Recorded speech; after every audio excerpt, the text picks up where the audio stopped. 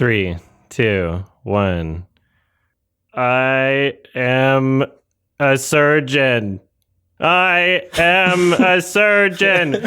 I am a surgeon. I am a surgeon. Dr. Hahn, I am a surgeon. Yeah, I had that playing along in my headphones and I was trying to do it at the same time. What the fuck is that? Hello, everybody. I'm Adam from Your Roomie Sucks, and that was great. Yeah. This is the Sardonicast. That was awesome. Yeah, it was like perfect. Oh, good. Thank you. Yeah, very awesome. I love that. It's so funny. I'm Ralph Seppi. What's up? Yeah, I'm Alex from HE, and I don't remember that scene in Valerian. When does that happen? It was a deleted scene. Uh-huh. Yeah, what is the deal with this good doctor? Oh, that was actually a kind of funny meme. Yeah. So I think the show, the concept is like, it's just House, but the guy has autism. That's exactly I thought that's right. House. I thought that's what House was. Did House have autism? I think that's like the implication, It's right? a different brand of autism, I think. Yeah. It wasn't autistic enough. Yeah. Yeah, it wasn't autism with a cane. It's the Gen Z autism. Yeah. Okay. Yeah. It's loud autism. After all these memes, I just can't help but feel bad for that actor playing the good doctor, Like, I feel like he's been made fun of so much. Freddie Highmore, he's a pretty good actor, right? Is it his performance that like is wrong with that scene? I think it's more just the concept, like the writing is just really weird. It looks like a really cheese ass show. Yeah, I think it's just everything about the show. Yeah, that's just network television, like in a nutshell. It's like completely bullshit. It's total bullshit made for everyone over like 50 years old. It's like made to be put on in the background. Lots of detective shows and hospital shows. Yeah, 100+ episodes. Yeah, you're right. Like the only hook of it is that like he's got autism, and it's not realistic autism. Yeah, it's like this. He acts like a robot, basically. Yeah, it's like so inaccurate. Savantism is basically. It's so weird. Yeah. That meme's really taken off, though. Yeah, I mean, recently, and I think that's from like season 2 or something. So it's been out for a while, and people have just, I guess, discovered this clip, which is very funny. Yeah, it's not it's been fun, like seeing all the clips being shared around about the show. I feel like I've seen like the whole character's arc in like the past couple of weeks. Like he gets a girlfriend, he has a baby. Yeah, it's crazy. Shit. Yeah. The classic autism problems of like all these love triangles, Yeah, all these social relationships. Not lack thereof. Mm-hmm. Classic autism portrayal. Yeah, I'm never gonna watch it. Looks like shit.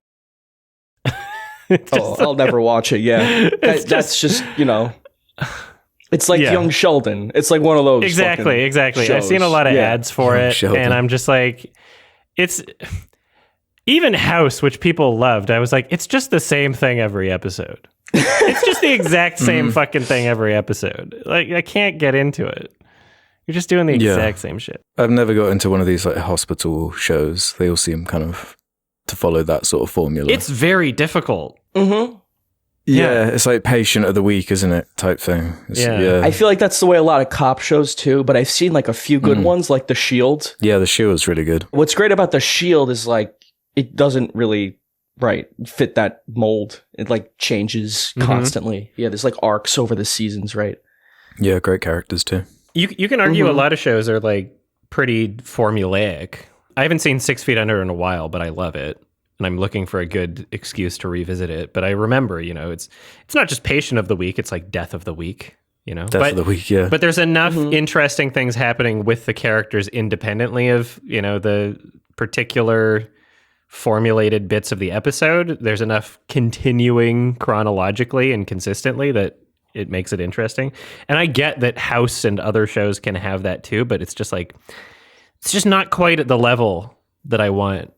Yeah. HBO has so much better cinematography and performances, Yeah, there's just too much fluff. Too many episodes and no plan for it to end is a part of my problem with those types of shows. Like 6 Feet Under had a very definitive ending, and Alan Ball was like, "Yeah, we're ending it at the end of season 5."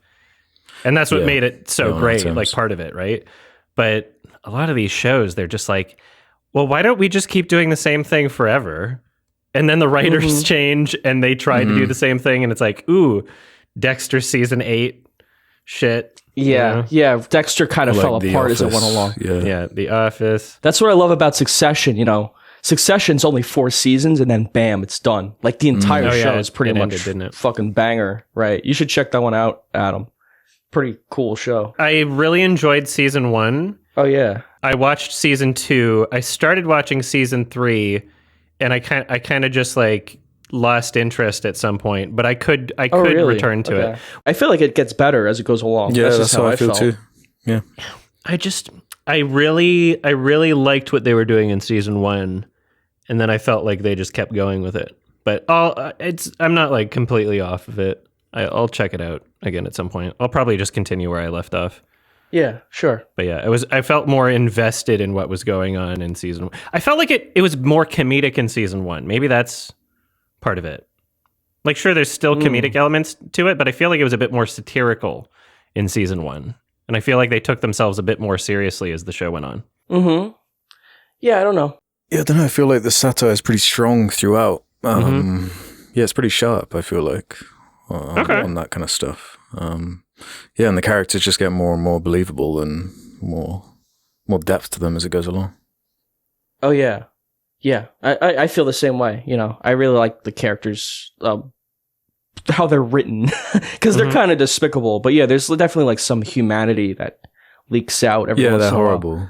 Yeah, They are horrible. All of them. That is Yeah, kind of they're- like the hook, and what makes it interesting is these like horrible people, and finding the writers figuring out ways to make you sympathize with them in these odd ways you might not expect. Oh yeah, yeah. And one thing I will say about the show, I love the score of it. It's by Nicholas Brittle. Yeah. They use it a lot. It's like sometimes I hear like themes repeated. I'm like, okay, it's like the same music. It's great music, but yeah, there's just like something I noticed. That does get better, I think, as it goes along too, in terms of that. But yeah, It is great music. If I knew how often they would use it within the show, I would have just skipped the opening, the intro every time. Yeah. Because eventually I had to start doing that. I was like, oh, okay, this is just, you're just using this a lot. They've got like really long, like verbose intros on HBO as well. Yeah. I love their like 3-4 minute long. I wouldn't blame you for It's a skipping good that. track. Yeah, I'll check the rest of it out. But yeah, there's a huge fucking backlog of things that I need to check out. I started passively kind of watching The Wire. Oh, nice. Yeah. So we'll see how often I watch that. I like that so Yeah, far. that's like another cop show that's really good. Like, kind of breaks the mold. Yeah, Yeah, for finished sure. that in 2020. There's a lot of HBO shit I need to check out. So Yeah, that show's amazing. all right, so you two watched the new Guardians film, and I decided to wait until digital, but I don't care if you spoil it. I already kind of know. I guess spoiler discussion. If I'm just going to tell you what I think the movie's about, Spoil it for us. spoiler Yeah. discussion. I've heard that it's like the Rocket Raccoon. They save a bunch of like animals that were going to be used for like testing or something, and they can talk like him or something. Mm-hmm. It's basically Yeah, something it's kind of like Something like Rocket that, yeah. Raccoon's origin story. It's like half of the movie. It's like the I heart heard of the movie. PETA loved it. Yeah, I saw that tweet that they sent out about it. Oh, really? I didn't hear about that. Did they actually like it, or? Well, no they animals did. were actually hurt. They were like, Yeah, because it's like a an anti-animal, like abuse message underlying part of the movie. Yeah, so I guess you're right. They like that. Yeah. Mm-hmm. Yeah.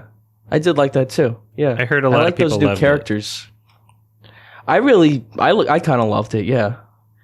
a lot more people loved it than I would expect from like a 64 Metascore. But it's in the top 250 right now. Like, what the fuck? Yeah, I don't really get that. But yeah, I think the second Guardians movie got a similar kind of Metascore reception, I think. And again, I just feel like the Guardians movies in the MCU are like the top tier of it to me. I feel like they have the best characters. They're able to balance the comedic to dramatic tone quite well. We were just talking about this new Ant-Man in the last episode we uploaded, and is kind of like the inverse of that movie. This one, it's like, making that sci-fi setting work. It's James Gunn. It actually feels like a James Gunn movie. He's able to like characterize this cast of misfits really well. And just the whole trilogy has been really consistent, really likable. There's arguments to be made that this is probably the best one in a lot of ways. I was quite surprised by James Gunn he seems to have like carved out this. He's figured out how to work within the studio system to still deliver something that like is going to be big and marketable and those people are going to see. But it does still feel like a Gunn movie, and it has the weird quirks, and it does have the kind of trauma violence in there, and a bunch of the stuff you wouldn't expect in these kind of big movies. So I was like really pleasantly surprised by this, especially after the mess that was that Ant-Man. So. Oh yeah, it's much better than Ant-Man. Ant-Man was visually just repulsive, and this looked great. Really cool visually. I loved certain scenes, just like them floating in space. That looked beautiful, and the music fit perfectly. That's the thing. I love the music in the Guardians movies. I think that gives them personality too. The soundtrack, very intentful. Yeah, I just feel like so many of the Marvel movies, the Marvel movies have been trying to copy like what James Gunn has been doing, like even with Thor Ragnarok and just a couple other ones. You can see they're going for the Guardians vibe. And James Gunn just does it really well. All the trailers have Beastie Boys music in them now. All of them. Yeah. Well, this had No Sleep Till Brooklyn in it. Yeah, it was used much better than it was in the Super Mario movie. That's funny. Yeah. I think Gunn, he just managed to capture lightning in a bottle with like this franchise in particular. Like, I think he basically managed to carry on Star Wars. That's how I feel. It's like the new Star Wars. Of Star Wars. True. Yeah, like he managed to actually carry on like what it is, as opposed to what like Disney did with the real Star Wars movies and the mess that is. This feels like someone who grew up with Star Wars is making their own kind of thing with a bunch of like unknown comic characters. It does feel like his thing, and it feels like each one of the movies has its own separate like focus on like characters it wants to flesh out. I was like really happy with the way it comes together. And it feels conclusive too. Like we keep saying with these MCU movies, they just feels like throwing another one into this endless bucket, and it's like nothing's really changing. There's no consequence. I felt like this was another ending of sorts. That wraps it up like clean. Yeah, it was super great, like trilogy of movies. Like it's probably the best trilogy I've seen since like the Planet of the Apes films in terms of modern trilogies.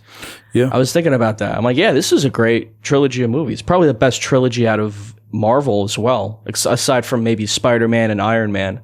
But I like these more. Just because, you're right, Alex. There is that personality with the filmmaking. You could tell like there's a real artist behind everything. And I was super impressed by like the character work. The fact that they were able to write so many characters and make them all interesting and give them all enough time to kind of shine in the movie. Like no one kind of felt like they got the short end of the stick with this movie, other than maybe Adam Warlock, which is like a new character. I think they gave him enough, but he definitely feels like I expected a little bit more from him in this film. But that being said, I was gonna do you like know him as like a big Marvel character or something? Because not really. We're in like material that I'm like super unaware of when we're going into characters on that kind of level. So I don't know if people expect more of him because they expect to see more of him in the wider universe, or he does only kind of play a small role in the movie. You're right, and played by Will Poulter. Yeah, I like what I saw of him, but there are a lot of characters in. There's a lot going on. It feels like a very full movie.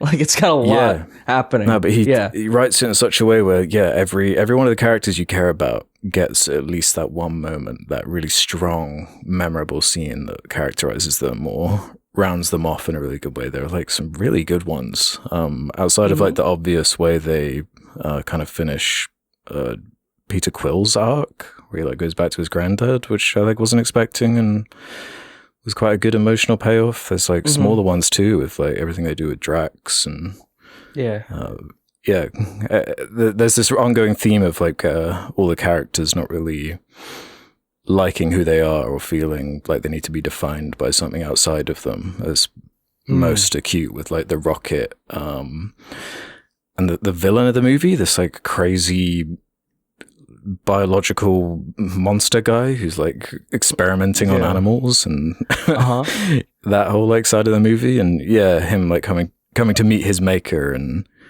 that was like a really like, people were talking about how dark this is and how like parents have been taking kids to this movie expecting like a flowery Marvel affair, and then it gets to like these like animal torture scenes where they're like strapped up on these torture devices and being injected with stuff with these like crazy mechanical implants, and that felt like very old like Slither type James Gunn, like nodding to kind of goofy horror that you love. So I was like not expecting that level, and they do have like goo and gore, and there's this whole as much like as they setting, can this, for like a this, Marvel film, but it is there. He wrote it in sure. a way where he's just able to sneak it in there into the setting. I love that whole weird.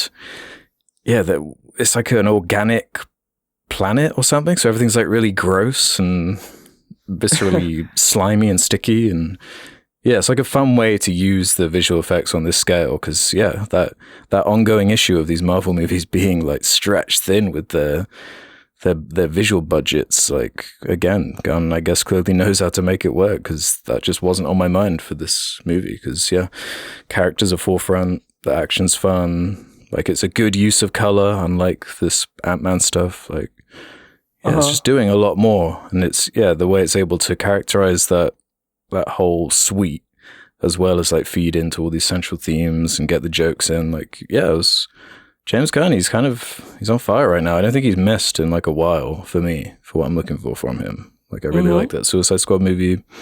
Similarly, pretty good. And what did you think of the second Guardians movie?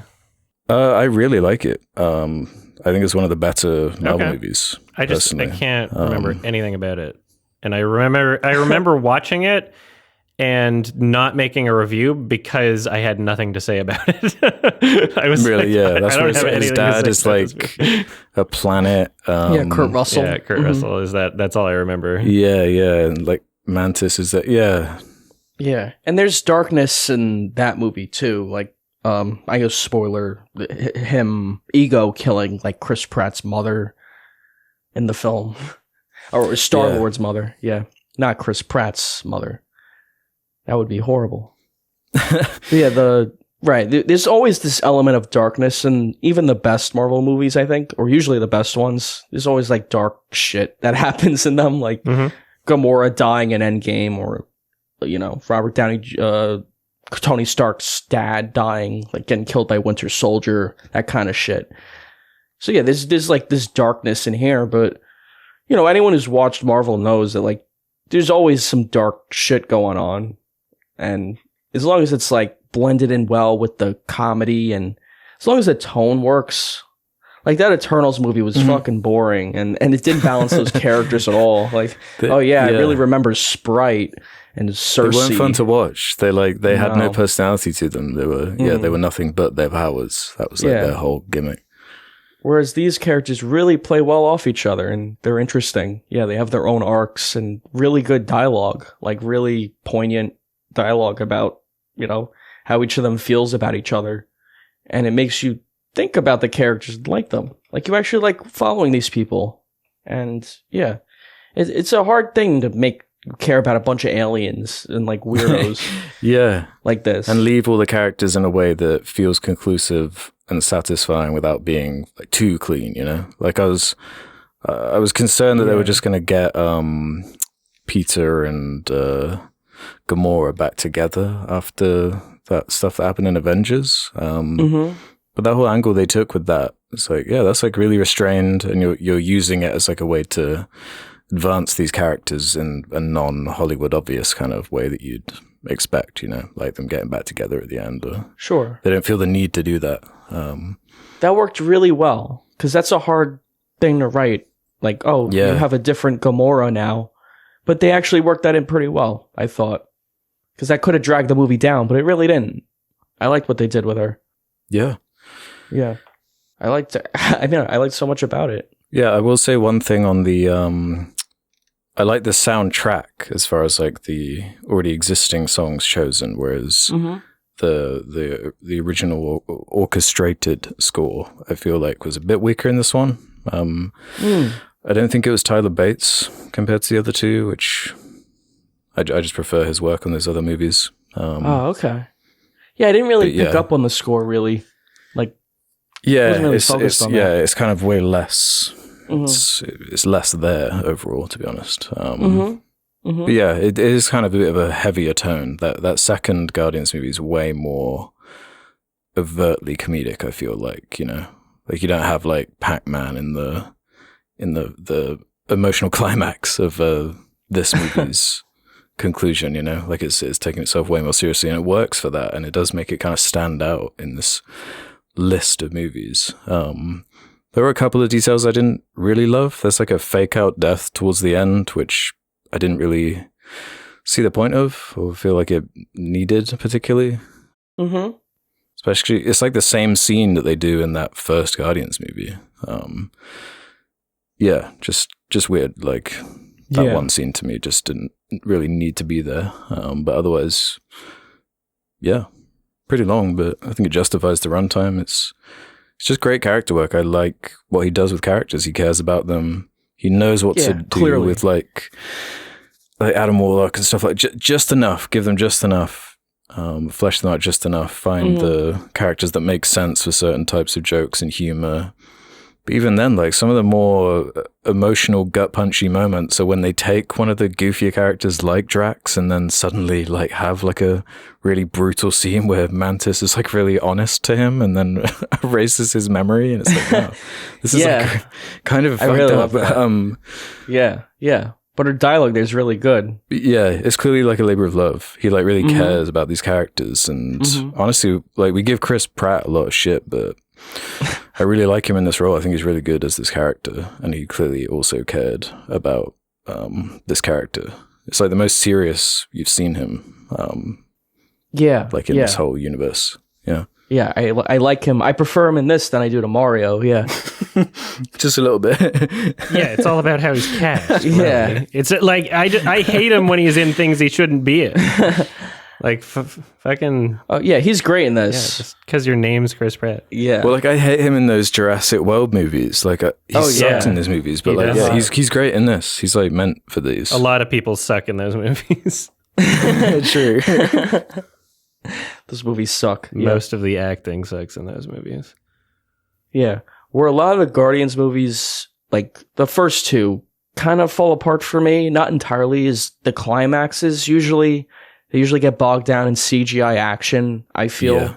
And you're right. Yeah, both of them. And this one didn't really have that problem for me. I thought it all built up to like a climax that was interesting, and there was like enough going on to like kind of keep it interesting. I thought it's like enough to like cut to. Yeah. No, I'm with you. It definitely like flows better towards the end. It doesn't turn into. Yeah, there is that moment in that first Guardians movie where it does just become basically the beam in the sky thing. There's a horde of blanks that need to be like destroyed with turrets type thing. Yeah, it doesn't really devolve into that level. It's and the second film's kind of like CGI overload.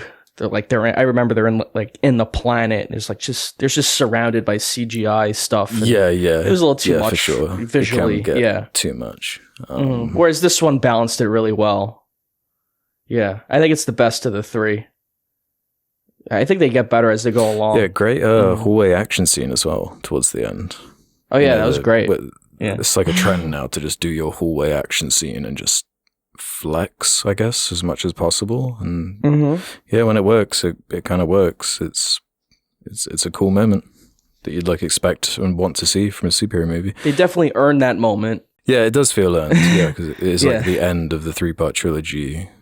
They actually feel like they're a team now. Yeah. Yeah, it was a great action scene. Yeah. Yeah, one of the better things about this trilogy, doesn't feel as bogged down by like all the extra stuff. They're not like every few lines like referencing the Hulk or something, you know? Okay.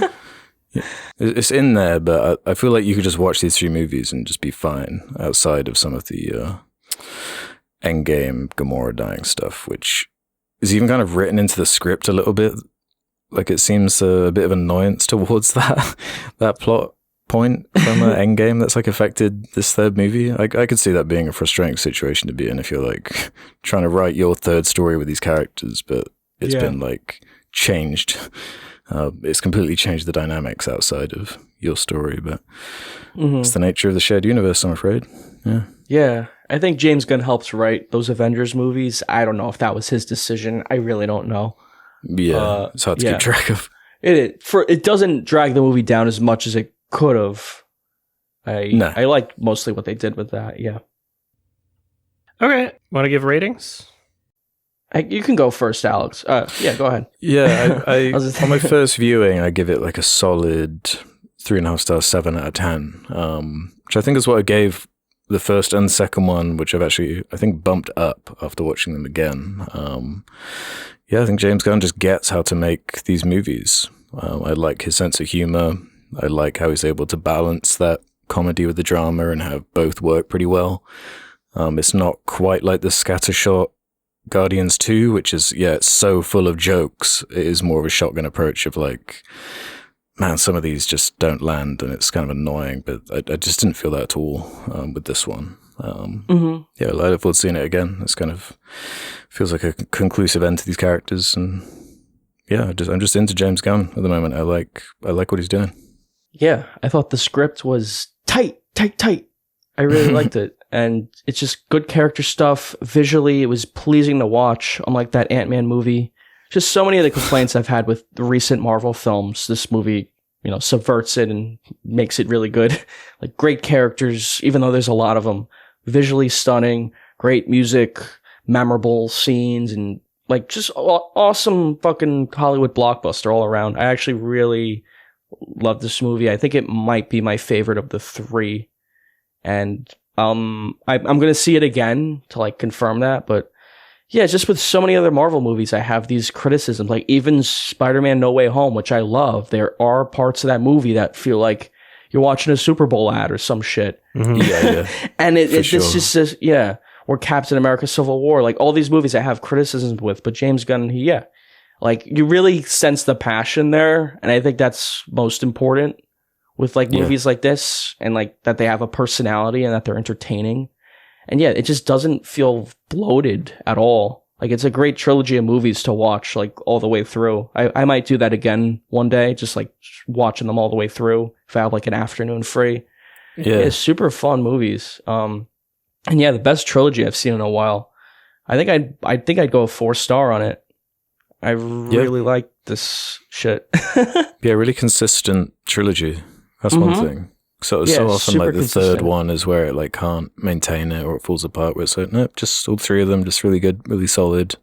What you'd want from these kind of Hollywood blockbusters. Yeah, super high marks for consistency. Yeah, so a lot of people seem to love this one a lot. It's got the highest user rating. Can either of you explain why you think that it has the lowest Metascore, or is that just one of those like who the fuck knows sort of things?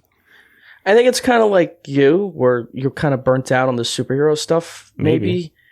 And I'm kind of burnt out on it too. Like, I feel like Marvel's made a lot of missteps, and there's just people that aren't going to forgive them for that. They're just going to go like, fuck this shit. But this is actually a good movie. I don't count it as a Marvel movie as much as I count it as a James Gunn film. Yeah, same. And that's really how I see it too. Yeah. And after this, I don't really care what they do. Yeah, exactly. Yeah. You don't have to try. It really feels like a James Gunn movie as well. It's not like there are little flashes. It's like, no, just the whole time. This is him all over. Yeah. There's probably dumb conservative people who hate that there's like an F-bomb in the movie as well. It's like with that, with that like Strange World movie or Lightyear last year, like, complaining about minor details in that. Right. And it's like, oh, how's my kid supposed to see this movie? It's got an F-bomb. That's funny.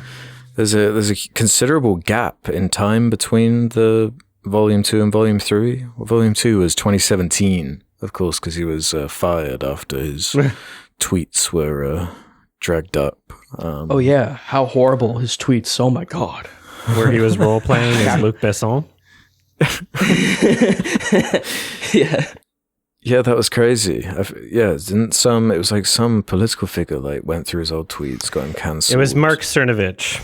That's right, yeah. Oh man. Then he was hired by DC, made Suicide Squad, then made Guardians and came back because Disney realized they needed him. Yeah.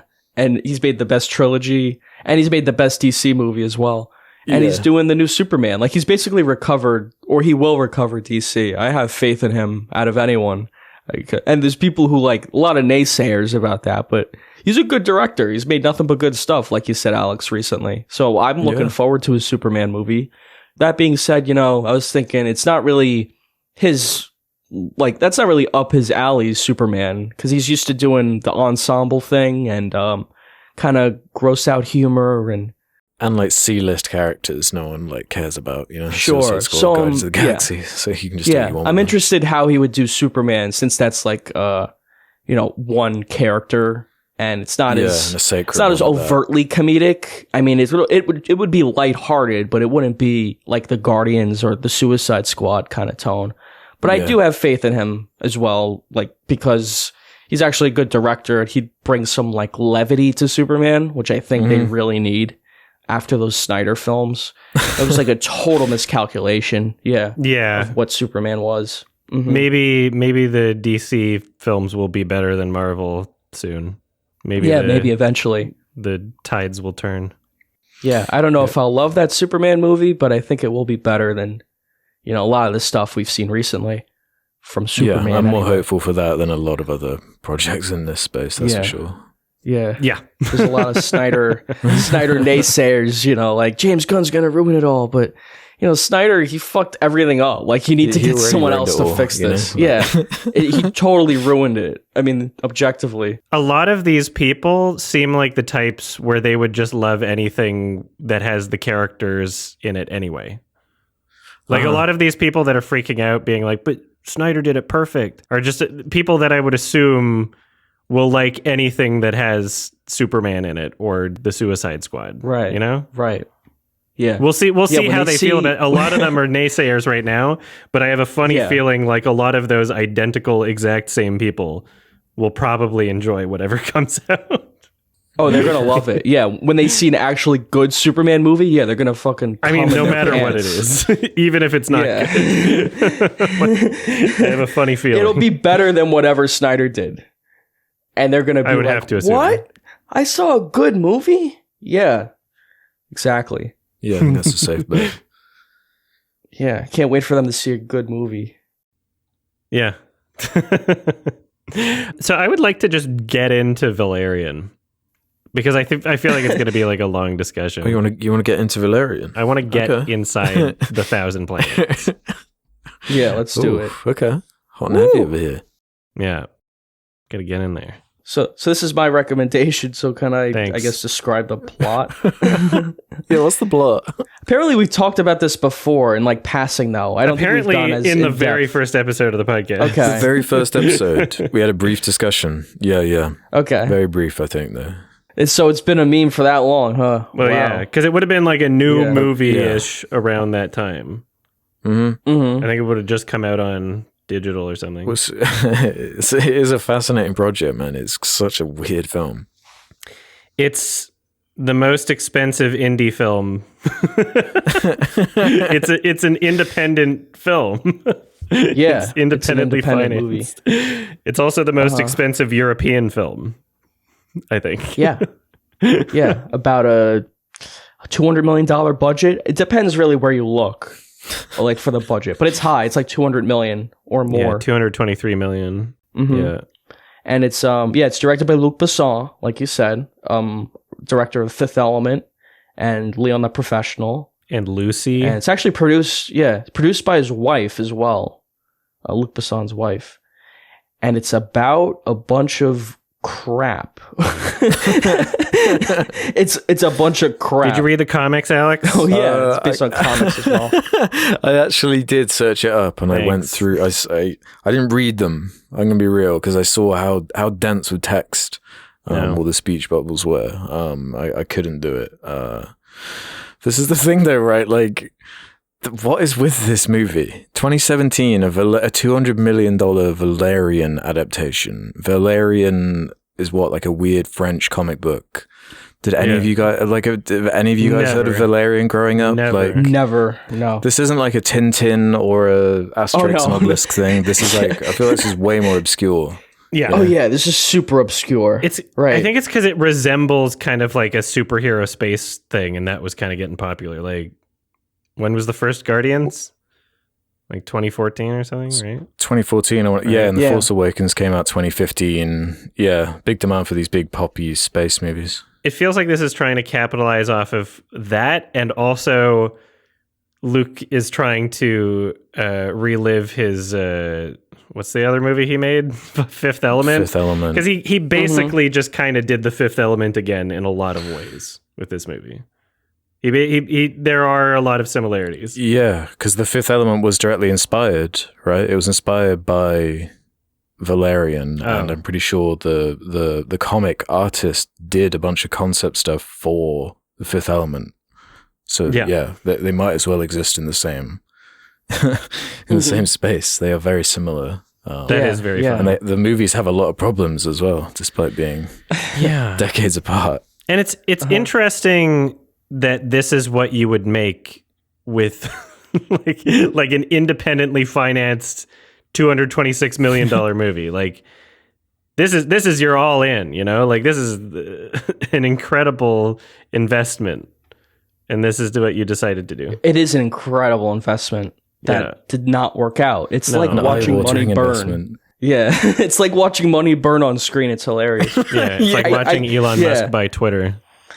Oh yeah, oh my god, it's such an embarrassment, that thing. Anyway, like, I think Luc Besson was trying to do something like what James Cameron does with his films in this. Like he was trying to recapture that Fifth Element tone for sure. Like, he thinks he's like this great science fiction director, but I don't know what James Cameron does with his films. It's not just about like the science fiction. It's about like pushing the technology and making like something that's actually commercially going to be successful.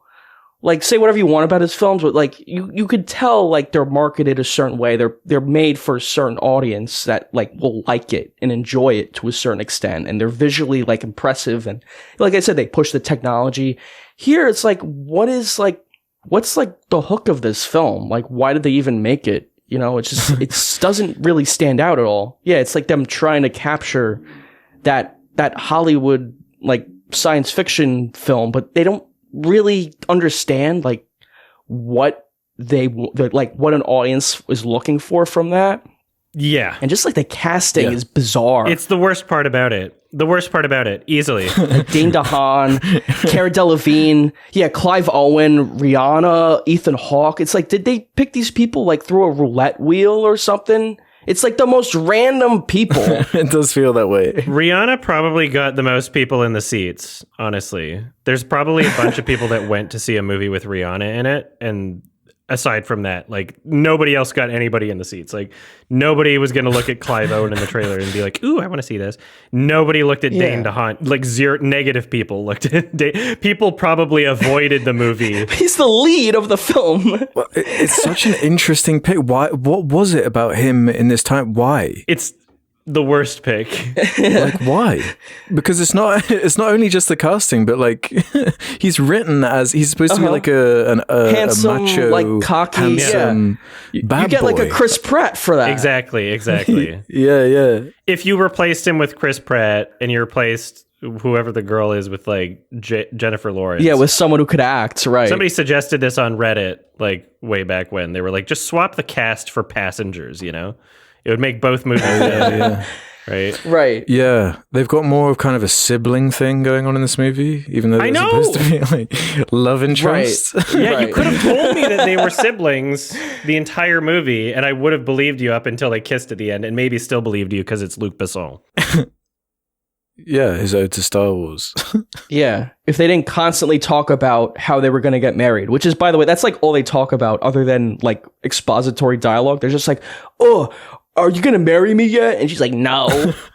It's so fucking bad. It seems like they hate each other the entire movie. Like, they does. Both have this seems like they can't stand sneer. Each other. You know, like, yeah. They both look pissed. They both got resting bitch face. Yeah.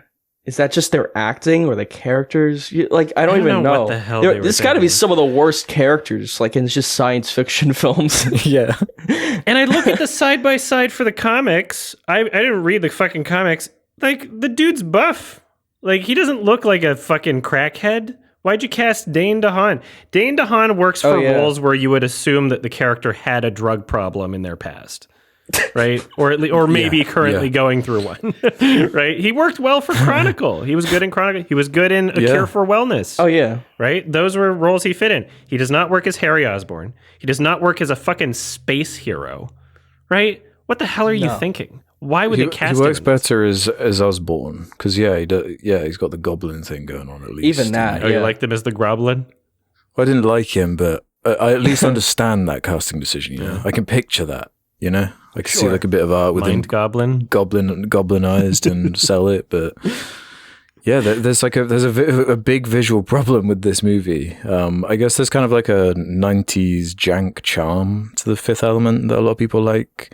Yeah, but here, of course, it's made would have been made in 2016 or ish. Man, so yeah, you got lots of CG creatures and monsters and all sorts. It just looks like a big waste of money as you're watching it. Yeah. Like, how are you supposed to be excited about it? Yeah, they got ILM and Weta to do a lot of these special effects as well. So it's like, that's where I get confused where it's like, I guess, technically it is a quote unquote indie movie, but like, how does it actually get that title if it's using like Weta and ILM visual effects? And yeah, right.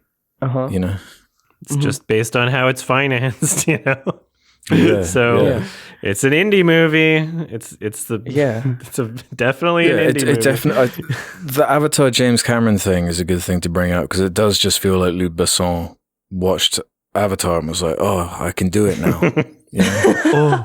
Yeah, right. Oh, I can do that. I can do it without realizing like how like hard that is to like pull off. Right? You didn't question what hubris. It actually meant, like what it was that he was going to bring to screen. Because it's like, man, a 2 hours 16-minute long kind of pulpy ode to this corny adventure serial type storytelling, except it does have this kind of corny tone, but then wants you to take it seriously as like this military espionage sci-fi thing. Like, it can't figure out what part it wants you to care about. Is it these main characters and their plight? Is it like the sci-fi craziness and the aliens? Yeah, like the world, I guess. Because the movie starts with like this little prologue. It's so forgettable. Like, I don't even blame you if you forgot about this part. It shows like humanity, modern day, like going into space, and they're playing David I think Bowie. David Bowie Space Odyssey, right, Space Oddity, I think, or something like that. But it's like, why is this in the movie? Like, what does this have to do with the characters or anything fucking happening in the plot? It's the like, 1,000 you could have cut that planets. out. It's the 1,000 planets of aliens that learn to live with each other. It doesn't really matter. It doesn't need explanation, really. Like, you can just set something in a sci-fi future. You don't have to be like, well, and then they met this species and it was a fish in a fucking Bioshock suit and he had slimy hands. It's like they're trying to bridge the gap between now and like their stupid science fiction world when you didn't really need to do that. Yeah. Or you could have just had like a title card like Blade Runner does. Like, this happened and then blah, blah, blah. And then, you know, you're in the movie. Like, it's just so unnecessary. The things they do choose to dedicate time to explaining are just like, why are you wasting the real estate? That whole that crazy section towards the beginning, that whole like action set piece, like in the desert, that's like a movie. VR shopping center, and it's got all these like complicated setups and like technology, dimension hopping technology, and like Dane DeHaan's arm gets sent to like a different dimension and John Goodman alien shows up and it's this crazy complex sequence and like it's just all of that setup is like abandoned after that scene. It's like it never comes back into play in any way, and it's like, well, why did you spend like basically a TV episode length explaining these like complicated concepts for it to be nothing? It's like such a strange waste of time. It's like the first hour of the movie is that shit. And it's like what you were saying about Ant-Man. Like, there's just no context for any of it. It's like, why should I care about any of this shit happening? I don't even know what's happening half the time. It's just a bunch of cluttered visuals. Yeah, like try and catch me up on how the pimp Rihanna stuff like actually winds up being in the movie, right? Because there's a point where Valerian, like, he has that action scene. He's looking for her. He's like running through a million. He like crashes through a bunch of floors. This movie loves that for some reason. Yeah, like, yeah. Going through millions of floors. He was looking for his sister. Yeah. Oh yeah, his sister. So that justified him being pulled aside by Ethan Hawke as Jolly the pimp. Yeah. And then this like egregious Rihanna musical number like plays for like 5 minutes, and it's like excruciating. Yeah. That was fucking painful. And then she dies? Like, what? Yeah. She dies pretty unceremoniously and out of nowhere. It was just kind of like, I'm dying now. Can you... Yeah, but Rihanna's a shapeshifter as well. Like, she turns into like some kind of purple goo alien. We have Mystique at home. Yeah, it's like flea market Mystique. Yeah. That's what it really was. Bad. Awful. I'm like, maybe that was from the comic or something. Yeah, apparently the comic too. The comic is called Valerian and Laureline. Like, that's the title of the comic series. So, but they just went with Valerian. There's no good reason for it to be City of a Thousand Planets. Yeah, I don't know why they did that instead of Laureline. Yeah, I couldn't even find what that was referencing. Like, if there was a famous run of the comic that, I couldn't even find. But just comparing like the visuals to some of the stuff in the comics, like it is, they went for this hyper realistic thing with the CG. So like these comical fantasy designs that look cool in 2D, man, do they look creepy and freaky in 3D. They have this like these three characters that are kind of little exposition dump dibby things. Yeah. Man, look, I'm gonna send it's a Reddit post in the Discord. Please, yeah. It's a comparison of those three characters in the movie compared to how they look like in the comics. Okay. It's quite stark, you know. It's like, man, they really Jar-Jarified them. yeah, they are quite jar-jarred. And if you love Jar Jar, you got like a lot to pick from in this movie. They love that kind of shit in this. Should have been Ralph Bakshi, based on those things at the bottom, you know. Yeah, or at least have it be an animated picture. It basically is anyway, you know. Like the majority of the movie is on a green screen for the most part. Anyway, that design was terrible. I hated those fucking characters. They were so annoying. They were very annoying, yeah. Awful. Yeah. Unbelievable. Everyone was annoying. They would introduce like temporary side characters for like one scene, and they were annoying, you know? Mm-hmm. Yeah. The pirate, that weird little side quest they go on with these like bulbous headed like things that have this ceremony where they're like all cooking food for their like king, their royal leader. Oh. Do you remember that? Like, what? Maybe. Which part? So much stuff happens in this. Wait, you're gonna have to describe it a bit more. There's just so much garbage. Yeah. There's that whole scene. It's where Rihanna dies. You know, where like they're shape shifting as these weird bulbous. Oh, so when they were gonna eat her head. No. Yeah, that's right. Yeah, that's the end of that scene. Yeah. The thick ones. Those guys.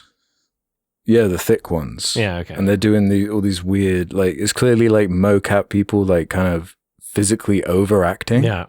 You know, you can, like, it's like translated through the animation. You can, like, see the overacting.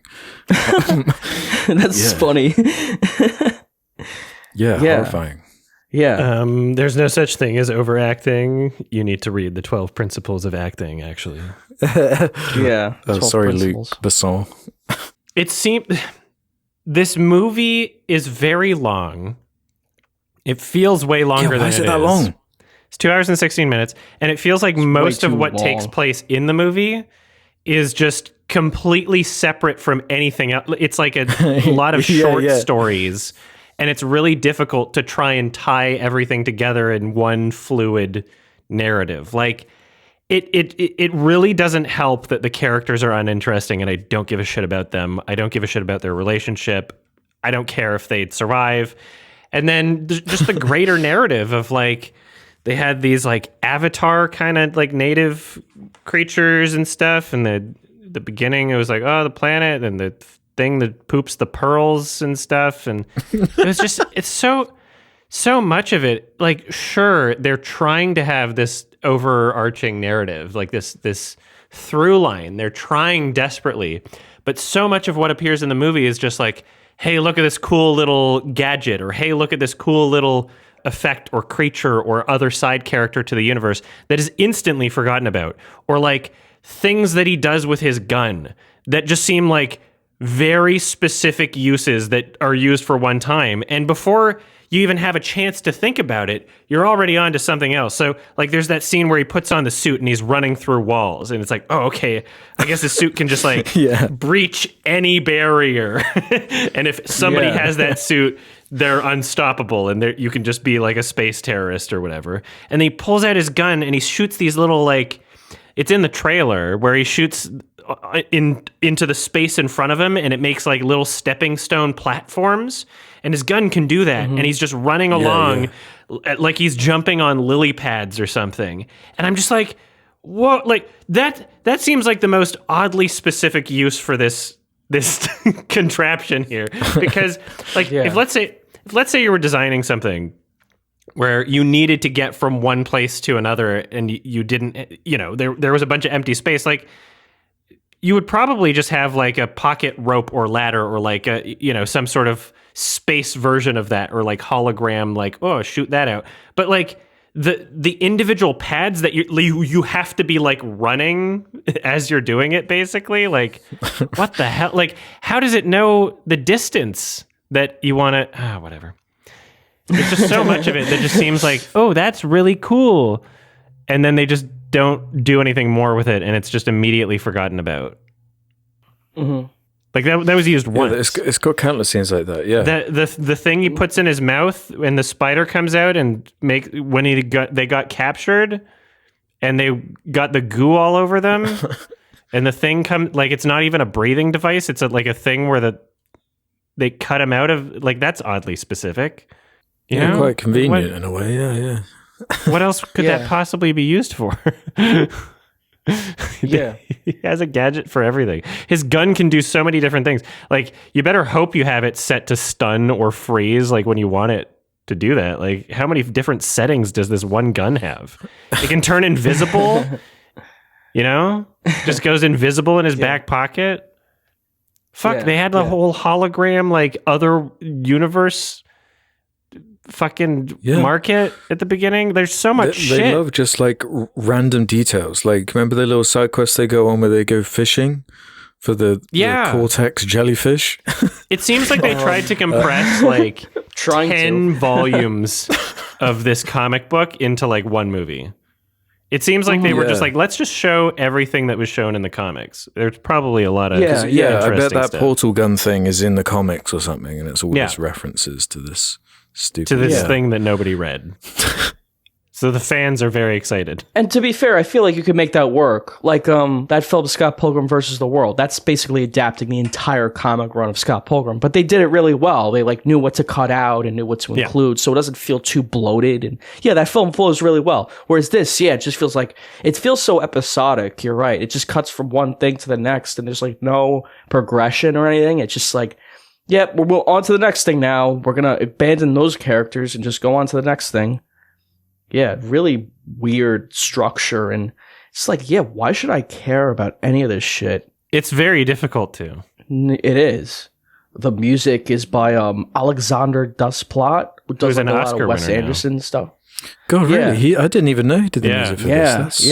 That's unfortunate, because I normally love his stuff. It's like the most bland cut and paste like science fiction score. I was shocked by that. He found it didn't try. I read it on the Wikipedia. I was like, wow, he did that? Holy shit. Yeah, it's not a great score. Definitely one of the weakest things I've heard from him. Yeah. Wow, that's kind of reeling from that. It's kind of cocky in a way. Like, the movie feels like it's showing you these big action scenes and like big space battles, and it's like, look at this. Isn't this what you've been waiting to see? Valerian on the big screen. That's that attitude it feels like it has. But you're just like, Not only have I seen this kind of stuff literally hundreds of times at this point. Yeah, Star Wars, Guardians of the Galaxy. Yeah, it's much better versions of it as well. Yeah. Yeah. Yeah. But like, yeah, I don't know what he thinks he was achieving with this that, wasn't already done in The Fifth Element. And that's, man, what you were saying, Adam, about James Cameron, like the way you feel about him, that's how I feel about Luc Besson at this point. Like, I don't like his movie. I don't get what it is about him. What is it about him and his movies that justifies this, you know? Well, he had a few lucky films, really. Yeah, is it just as simple as that? You just get your Fifth Element and your... Yeah, he had things that were commercially appealing. Yeah.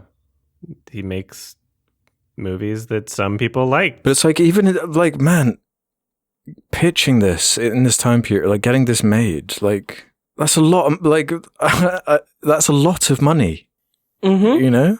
A lot of money. A lot of money. Way more money than a lot of countries like make. Yeah, I'm still not sure how he did that. Why did they pick Dane DeHaan? You would have had a more successful movie. Anybody but those two. I don't think they could get anybody else. I mean, but they had $200 million, exactly. Right? So that's the thing. You could get anybody for that. Yeah. I don't know if there's a worse duo they could have picked. As leads to this movie. I don't think so either. They probably gave them both a lot of money. Like, they had other movies that they were in at the time that were successful, I guess, and so they were like, oh, okay, well, I guess we can put them in this. I just don't know why. Yeah. Why would you do that? Shocking casting. For what It's purpose? one of the worst things about it, yeah. It's the worst thing about it for me, easily, is the casting. Like, I would care so much more about what was happening if I just didn't hate their screen presence. They have no chemistry with each other. Like, if they don't care, how am I supposed to care? They obviously don't. I feel like the writing in the script, though, is like, there's nothing. There's nothing. I don't think any actor could save it. Like, what do they have going on? Not even CP? Jesus. I would take CP over Dane DeHaan in this movie, okay? I gotta say. I definitely take CP over Dane DeHaan, yeah. Like, sorry, like, Herbie Hancock is in the movie. Like, you know, the musician. Like, why? He plays some, like, fucking general or something. Like, why is he in the movie? The casting is so fucking bizarre. Yeah. It is one of the weirder, like, blatant, like, list of casting that is just off. There's something, like, really wrong going on here. It's either a bunch of no-names or, like, people like that, like Rihanna and Herbie Hancock. And Ethan Hawke, he was, like, embarrassing himself. John Goodman was in it. Did you hear John Goodman for one scene, Rutger Hauer for one scene, Ethan Hawke for one scene. It's like, what are you doing? Yeah. I'm very anti-Luc Besson at this point. Because there was one point in my life where I just thought, like, oh yeah, probably The Fifth Element is probably a good movie. And I never connected with it and just didn't know why. But there was another point in my life where, like, I was a bit younger and I was like, oh, Leon the Professional, it's not bad. And I haven't seen it since, but every year that passes, I'm like, it's kind of a fucking pedo movie. It's kind of like a weird, like, do we want to call it pedophile or a phebophile or whatever? It's kind of a weird man attracted to children movie, you know? And then what is Fifth Element? Fucking Leon the Professional, where, like, he thirsts over, like, a 12-year-old. Oh yeah, that's part of it. Yeah, I think Leon was I think it was re-edited, like, for America, I think. Oh, maybe. To, like, cut some of that down a bit to make it more like a father-daughter thing than a man, whatever. Interesting. Yeah, that isn't. I don't know which one I've seen then. I think so. Don't quote me on it, but I'm pretty sure that was the case. And yeah, look, I think that's a great movie, Leon the Professional. But it's not like it's not like shit like this. Like, this is like him trying to do science fiction or whatever. This is like total fucking bullshit to me. Yeah, that was actually like a real movie, right? It's like, well, maybe. So I had my suspicions about this director, and something that nobody told me to do last time with The Fifth Element, but some people in chat told me to do this time was go to his personal life section on Wikipedia. Oh, wow. And yeah, he impregnated a 15-year-old and then married her at 16. And they started dating when she was 12. And he was like 29 or something. Like he was 29. Oh yeah. Man. Okay. So he's my age now. So he's like that's literally that's what he is. So it's not even like a weird it's definitely a creep. Like up for debate thing anymore. Like holy shit. Oh yeah. Oh yeah. I'm not debating he's a creep. I'm just saying I didn't know like before this movie. Well, before this watch of this movie. Yeah. I didn't know that, and I just find it insane that like this isn't new shit. This is very old shit. This is very old shit. Mm-hmm. And this, I mean, he's still making, Lucy was very successful, and like, it's crazy how normalized doing that was at some point in time. And it doesn't seem like that long ago. Yeah. Oh yeah. It was maybe a decade ago. Mm-hmm. Like even Woody Allen movies were like huge. Like Woody Allen movies come out every year, and all the stuff that came out about him. But he had a long career after those. Yeah, that kind of stuff came out, right? Yeah, he's a weirdo, and even like Fifth Element has stuff like that. Like I remember Mila Jovovich's character was like had like baby brain or something. Yeah, it's like that, right? Yeah. Like the mind of a child. I talk like a baby the whole time. Yeah, there's definitely some stuff like that in there. Yeah, it's very fucking weird. And so there's this featurette from, I don't know if it's from the DVD or something, but somebody uploaded it on YouTube. And at about like a minute and 45 seconds through it, if you want to find it on YouTube, I posted it in the chat. But anybody listening, you want to find it on YouTube, it's called, the title of the upload is Documentary About Natalie Portman Role in Leon, the Professional, 1994. And it's uploaded by like a fucking fan channel of Leon and Matilda. And it's uploaded by someone clearly like having this weird fascination or infatuation over like their relationship. And it's like a fan page. And then you click on the video and you listen to it. And there's like, I think the casting director, he's talking about things that Leon had said. And Natalie Portman was 12 at the time she did her audition, and the casting director was like, oh yeah, I love her, but I'm worried that she'll be too young for Leon. And then he says in this featurette, he went to Leon and all these other girls that were like 13, 14 were too old for him. And his quote that Leon said, he said, I don't want a girl who knows sex. I want a girl who thinks she knows sex, as his justification for hiring a 12-year-old in the role. That's literally, and the casting director's like saying this gleefully with like sparks in his eyes, like as if that's just a normal thing to say on camera to like a featurette about your fucking movie. Like this seems insanely normalized, and this was not long ago. It's like if you start at like a minute 45 seconds and then just watch that whole part, and the whole thing is just really like watch. I'll give you as much time as you want. It's fucked. It's crazy. Like, that's nuts. Yeah, well, Natalie Portman's come out and said there's like some cringy things about Leon the Professional. She came out and said that her first piece of fan mail was someone who had watched the film and mailed her a rape fantasy. And she got that at age 13. Oh, wow. Yeah. Like, I don't know if I could go back and like watch that movie again, because it's really fucking creepy. It's really fucking creepy, and it clearly exists as this like sort of bizarre like man-child relationship movie, fantasy movie, right? And he's put himself in this like perspective of like, oh, I'm Leon, and I'm gonna protect this little girl, Mm-hmm. A bit self-insert. Yeah, that's crazy. Yeah, a lot of people would say that's like one of Natalie Portman's first huge roles. Like it is her. Like she wouldn't have a career without it. We wouldn't have Black Swan without it. Like so. Yeah, it's great for her. Great for her. It says more about the industry too. Yeah, that it was so normalized. You are right. Yeah, it's like crazy the kind of shit people would just like get away with.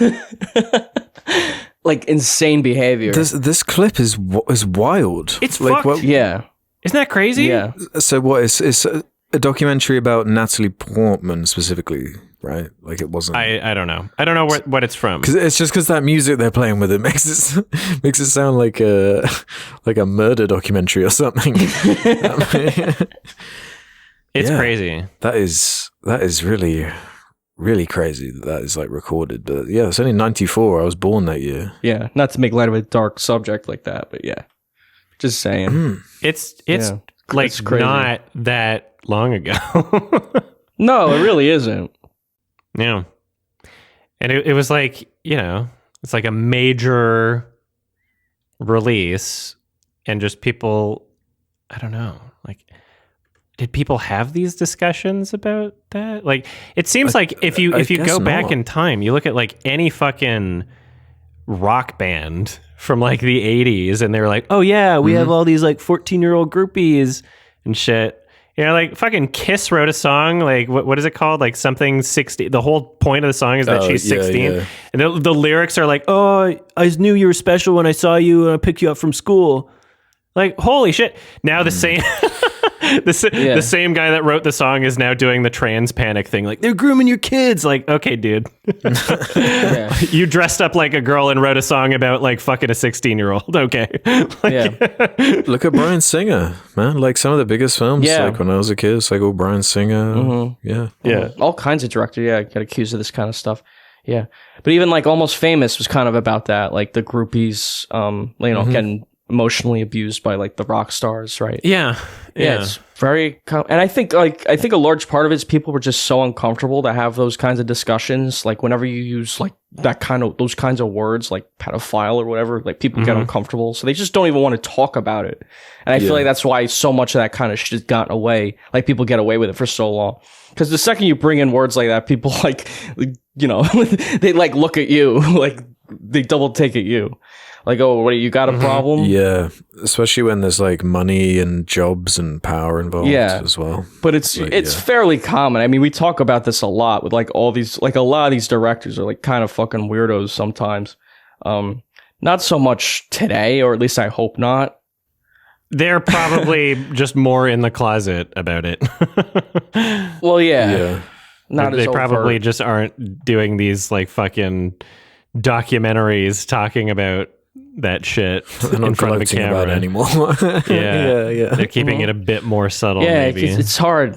Like separating that art from the artist, because there are artists who make like really good stuff, and then they turn out to be not bad people, like Woody Allen or Roman Polanski. And then there's at least those two made good movies, Well, you've brought what was that guy who did the shitty movie? Like there's directors who make shitty movies like that too. It's like the worst of both worlds. The guy in that that case. did Powder and whatever. Jeepers Creepers. Cheapest that guy. Yeah. I'm not even going to dignify him with a name. Like I don't know his name. It's like that. Separating the art from the artist. It's a complicated situation for sure. Especially with movies like that, where like Leon the Professional, where it seems like so like connected to like the director's like that's the weirdest fucking like. When it's a self-insert character that's obviously based off of like his ex-wife, the 15-year-old that he impregnated and then married, said in an interview that she believes that it was based off of their relationship because they started dating when she was like 12. Man. Yeah. That's nuts. That's crazy.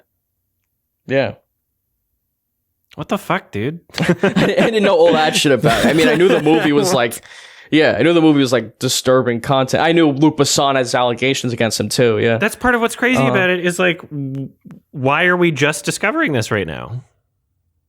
Like, why? What the hell? Like, how come I didn't know about that? How do we get a whole Valerian later and then we learn about this? Yeah, how do we get 1,000 planets later? We could have stopped Valerian, but we were too late. We were too late. Yeah, the damage is done. Yeah. It does fall into that kind of like pocket of movies that feel like they've gone so wrong that they almost feel like money laundering projects or something, you know? Like something just so deeply suspicious about it. Something just so like... kind of sus. It feels like the producers, this movie, it's like they just like they're trying to make a flop so they could like collect the tax like incentive or something. Yeah, they just cast all their friends in it and like give Rihanna a little bump for no reason. Yeah. That Rihanna musical scene, it was so gratuitous. You're right. It just goes on for fucking ever. It's like, but why? like, you kind of forget you're watching like a sci-fi like adventure for that scene, because you are just kind of in like a like a pretty wacky like brothel type location. But she just keeps like, she's not like an obvious alien. She's just like, oh, I'm in the schoolgirl outfit. Oh, I'm the nurse. And it's like, what? She's doing quick change. Every single one of her costumes is like from 2017 culture and not from the future. Like schoolgirl, maid, Catwoman, like all this shit is just so familiar. Like what has fashion not changed at all? You couldn't invent like a new costume for the shit? Did they not in the comics? Like why is this all old shit? It's so weird. It's so stupid. And then they just did that for one scene and forgot about it. Like the entire fucking movie is just like, ooh, we're doing this, and then nope, we're not.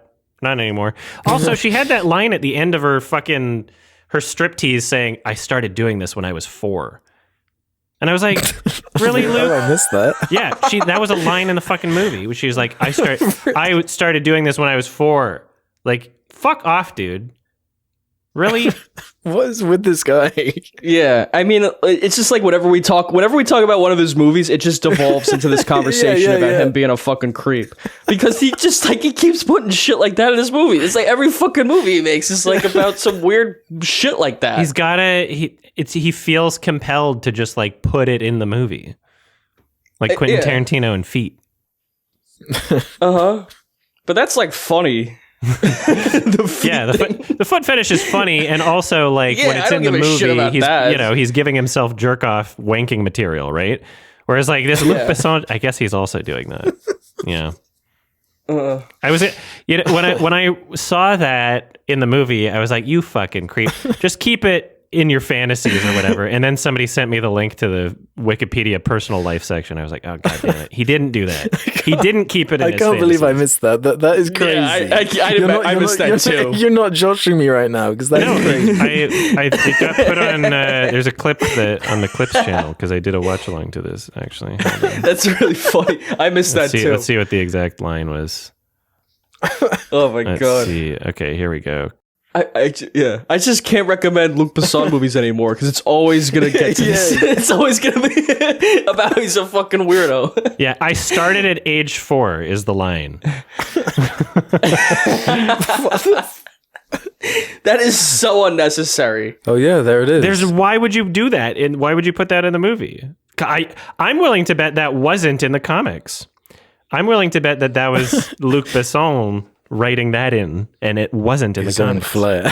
Yeah, his little style. Oh my God! Let's do a trunk shot. It's my signature. Let's have the sexualized character say, also, I did this as a baby. What do you think about that? Yeah. I did this as a baby, actually. Yeah, his calling card. Fuck. Yeah. Pisses me off. Why are you putting that in your movies? Because you can get away with it, clearly. Like, yeah. I'm so mad at him. I feel like he's gotten away with it. I mean, I'm just shocked by it, yeah. The anti-chemistry he's like able to muster from like some okay actors, you know? Like, what? Some of these scenes are like really weird. The whole dynamic with the lead two. Most of their like dialogue scenes is them kind of like grappling. They just like keep going up to each other and like grappling really close up and like having these like weird discussions up close and personal. And it's like, I think it's supposed to be like tense and hot and heavy, like Han Solo and Leia or something like that. But it does just feel really awkward and misplaced. And no one really knows what they're doing. Well, everyone feels like they're in different movies. Everything feels fucking awkward and misplaced. Yeah. Mm-hmm. Mm-hmm. Yeah, the chemistry is just awful. Oh my god, I noticed that like there was a lot of shit that kind of reminded me of Mass Effect. The Katron were kind of like the Geth. Yeah. And it was just like I was watching the movie just being like, fuck, I want to play Mass Effect, you know? Because there's no hook to this universe. The whole Thousand Planets concept is basically the Citadel. Yeah. Yeah, there's no hook to this universe. In the same way that there's a hook to the Mass Effect universe. Like, there's something interesting about that universe. I want to discover more about it. Whereas this is just like, you're just showing me a bunch of like bland space nonsense. And I don't care. And she sticks her head inside a fucking jellyfish asshole. For like I did see is in the comic books. I saw that was accurate to the comic books. I saw that panel. Why did they, when they filmed the interior shot and it's just her head, why did it show her breathing?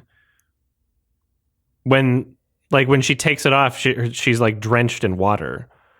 But in the interior shot, there's like a minute and she's like just looking at all these visions. She's like, It's like they forgot. Like, you're supposed to hold your breath. Yeah. What are you breathing? But by that point, the like mechanics of how all this was working was like just floating way over my head. I wanted it to make some sense. Yeah, right. You just don't even care about what's happening. Yeah, it like doesn't mean anything. Like I noted down this one line that was like it really stood out to me of like why did they like even mention that? It was in regard to the cortex jellyfish we just mentioned. There's this line that this guy just drops where he's like, da da da da da. That's where they get their hypersensitivity from. And it's just like, what is that to explain why it can like eat memories? Like why you're making me like more confused by the information you're dropping. Just have it do it. You don't even need to explain. You know, like there's so many mechanics at play. It's like where you're choosing to divulge is just like completely random. And then when it does like devolve into the big like action spectacle, you don't care about any of the characters. So it's like, okay, what are you showing? Why should I care about any of this? Why should I care about these spaceships flying around, exploding? And yeah, there's just nothing to hook you in. Yeah. It's just, it's really boring because you just don't give a shit about anything. Like, it's like impossible to care. I hate the characters. I actually hate them. Like, I just wanted them to die the whole movie. I'm like, please. Anytime it teased like they were in danger, I'm like, kill them. Now. They'd make the movie better. There's stupid faces. The real kind of hook is that, like, the major MacGuffin of the movie, the One Ring or the, like, R2-D2 type thing that gets the plot moving, these little, like, dragon monsters, these dragon shitters. Pig things, the pearl shitters. They shit pearls. And they're also like they're being zapped with like uranium or some shit. She's just like holding it in her hands. Like, you're gonna get cancer.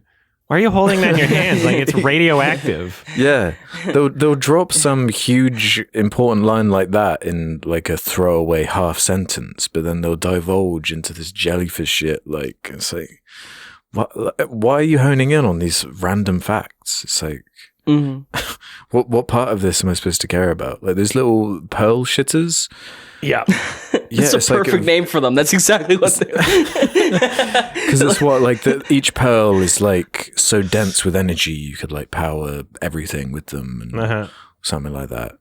But that's not even why it was like the whole espionage part of the story where it is like, the Avatar people that are innocent and they're basically killed by accident because of like a war above that was happening. Humans, wind up just killing them by accident. Big oops.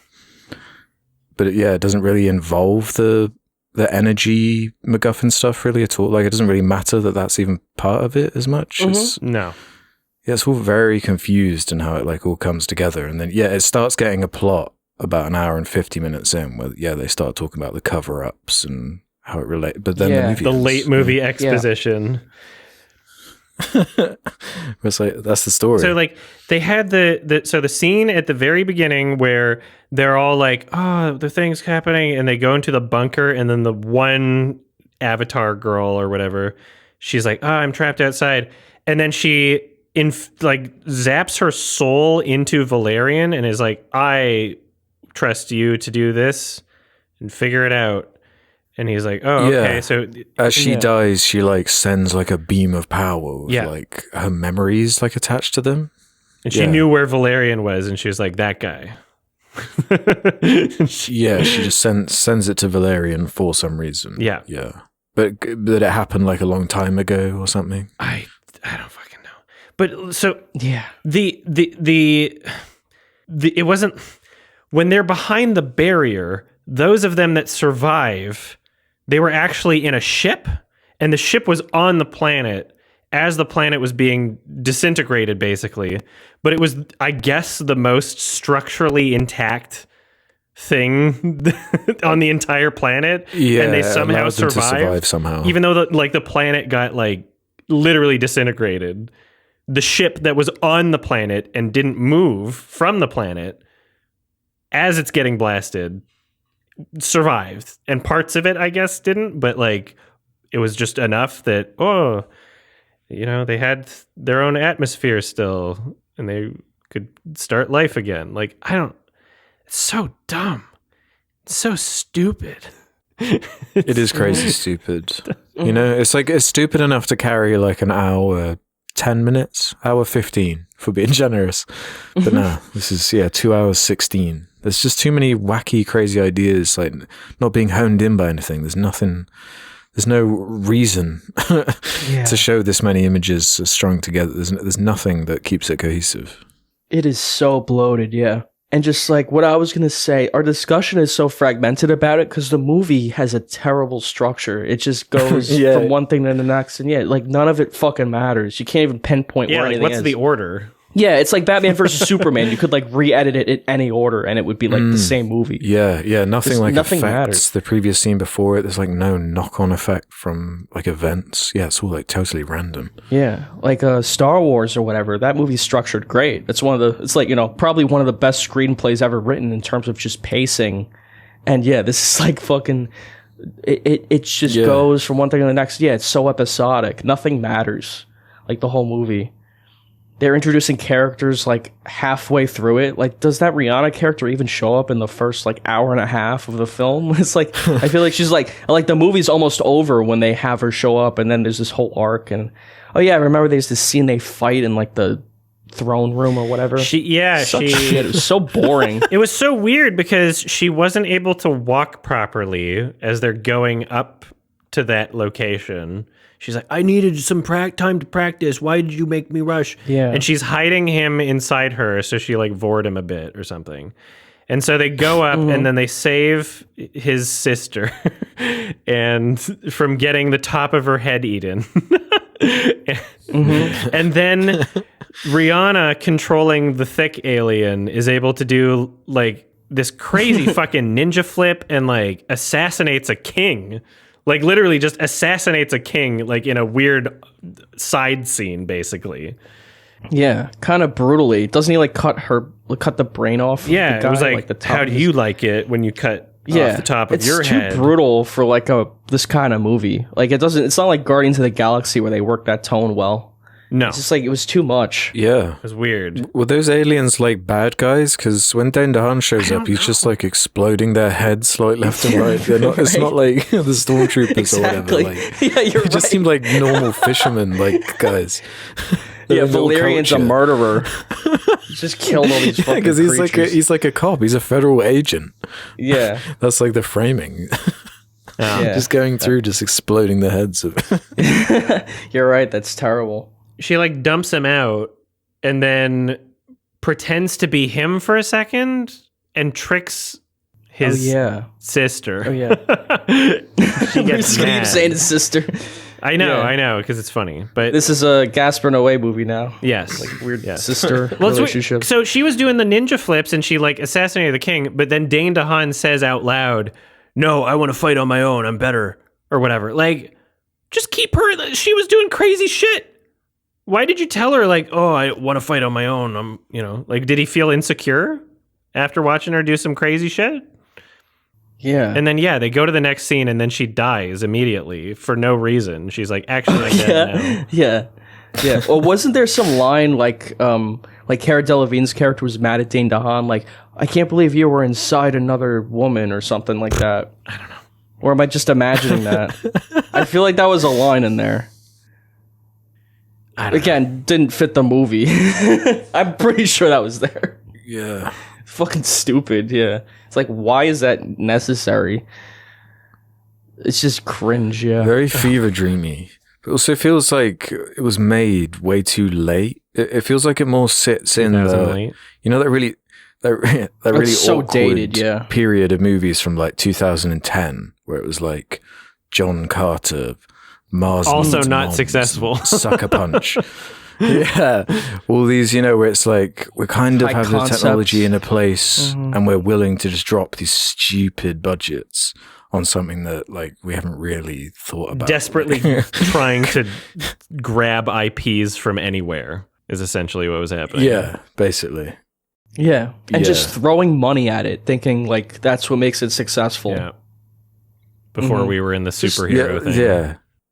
That's what actually bugs me the most about the movie, though, because it's like, damn it, you had like the funds, you had all this talent, and like Luc Besson had to like write the script and direct this. Yeah. You know, it's like could have done something with this. It really, it's just like, yeah. Where's the fun? Like, there's nothing fun about that movie. No. There's no reason to watch it. It's not entertaining. But when it's trying to be fun, it's just creepy. Yeah. It's scary. Yeah. If you're trying to do a high budget science fiction movie, like make something relatable and make something like fun, like something people want to like see. Like, why is there weird lines of dialogue and all this bullshit in there? And just, yeah, like a better cast really would have helped the movie somewhat. It Well, would yeah, have been people bland, but it would have been like Passengers or something, but at least people Yeah. would have seen that. Yeah. What needs to be, one of the extremes, or it needed to be wackier, you know? It's like stuck in that awkward in-between where it's like, there's not enough visual flair or like personal style coming out of this to justify the big kind of Star Wars approach where it isn't pulling that off, you know? Like it isn't delivering on the things you'd expect from that kind of movie, and it isn't delivering from something wackier. It really isn't delivering anything. It is just watching a bunch of money burn. Yeah. Yeah, literally. And just for no reason, right? Like, it's not like they even believed in the concept. I just think they might have made money back. Maybe that's what they were thinking. I think Star Wars was independently financed as well, to some extent. Like, George Lucas helped finance it or something. But that, you know, he really believed in that. And it worked. Yeah. Like, He also made it up. Like he combined all the things he loved, all the IP he loved. Yeah. He put the cowboys in. He put a bit of Dune in there. He put the samurai films in there, and made his own thing instead of trying to adapt something decades after it's too late, like a Valerian. Yeah, crazy movie. Just watching money burn, insane. I mean, I kind of love that as well. I love watching movies that. I'm fascinated by it. It's the most interesting thing about the movie. Yeah, is that it's like a piece of there's a shit. line in Succession that Alexander Skarsgård's character has. Like, success is easy; it's like execution plus capital, but failure, that's like, you know, that's surprising. So it's like as much failure as fast as possible, and that's like what this movie is. Yeah. It's Exactly unbelievable. right, yeah. It's shocking. Just like such a spectacular failure, it's become a meme. It's like, just like, I know people want us to talk about it. Like, I don't think people have actually seen it or like know anything about it. It's just like a joke. Like, the movie's just a fucking joke.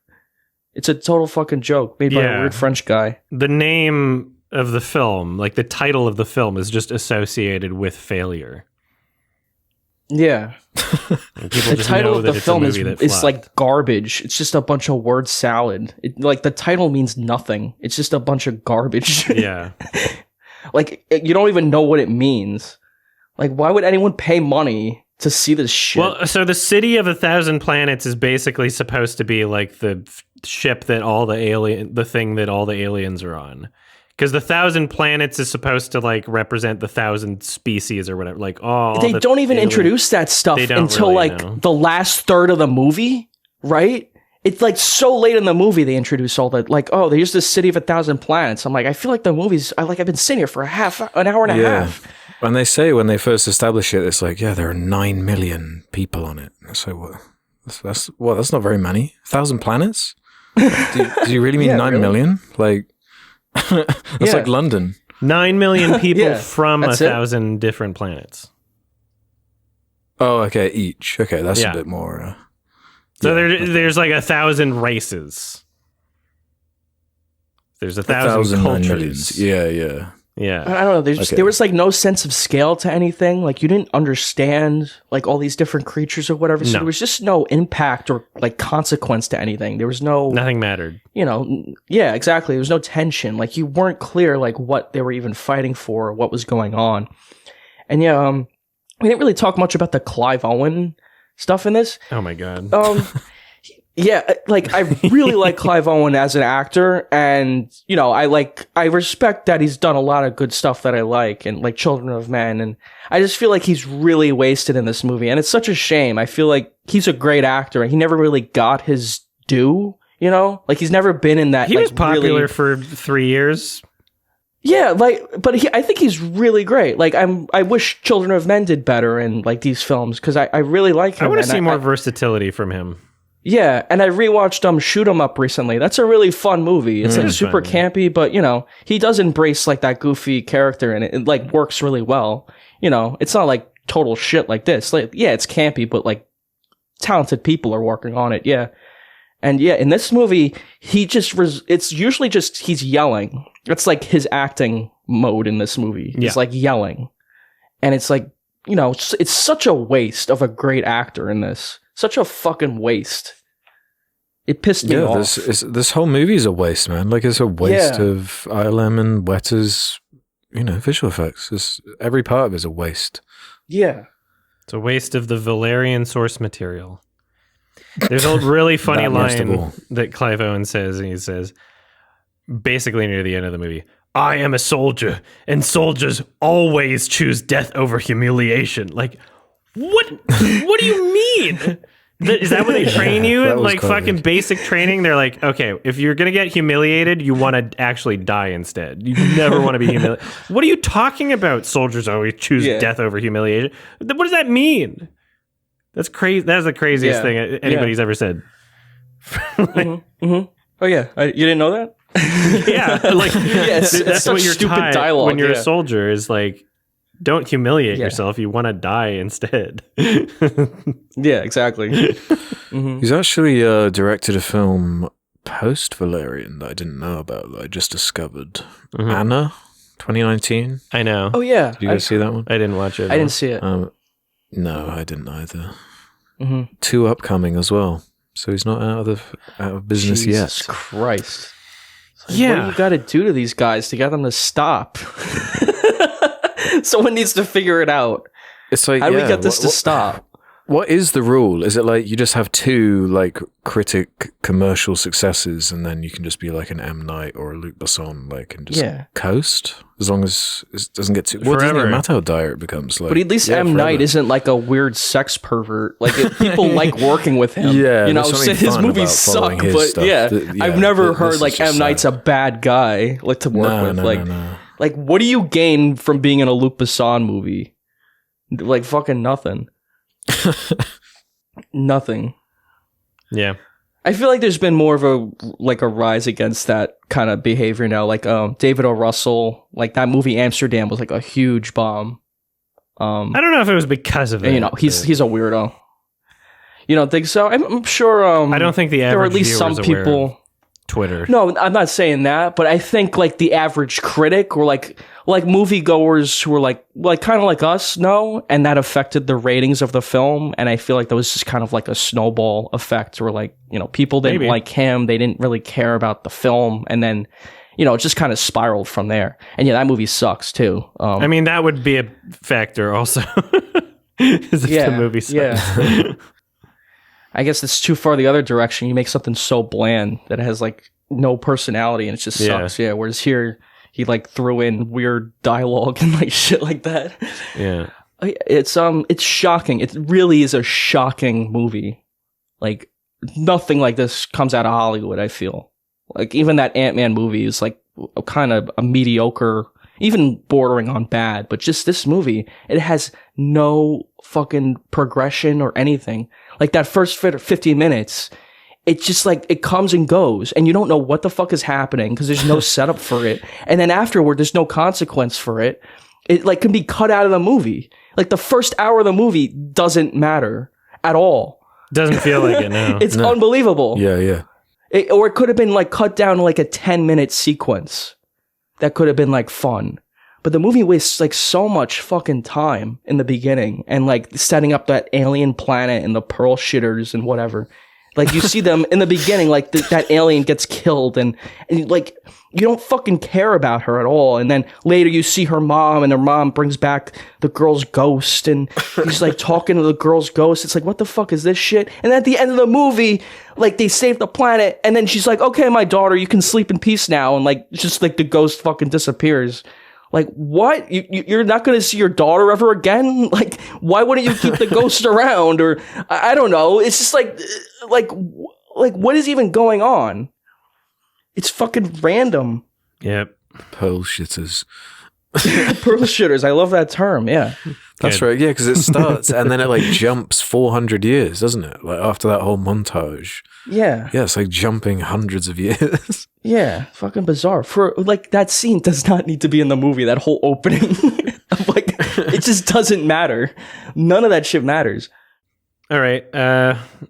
Before we give our ratings, I just want to say it was really funny hearing Rihanna say the words, "What good is freedom when you're an illegal immigrant without a home?"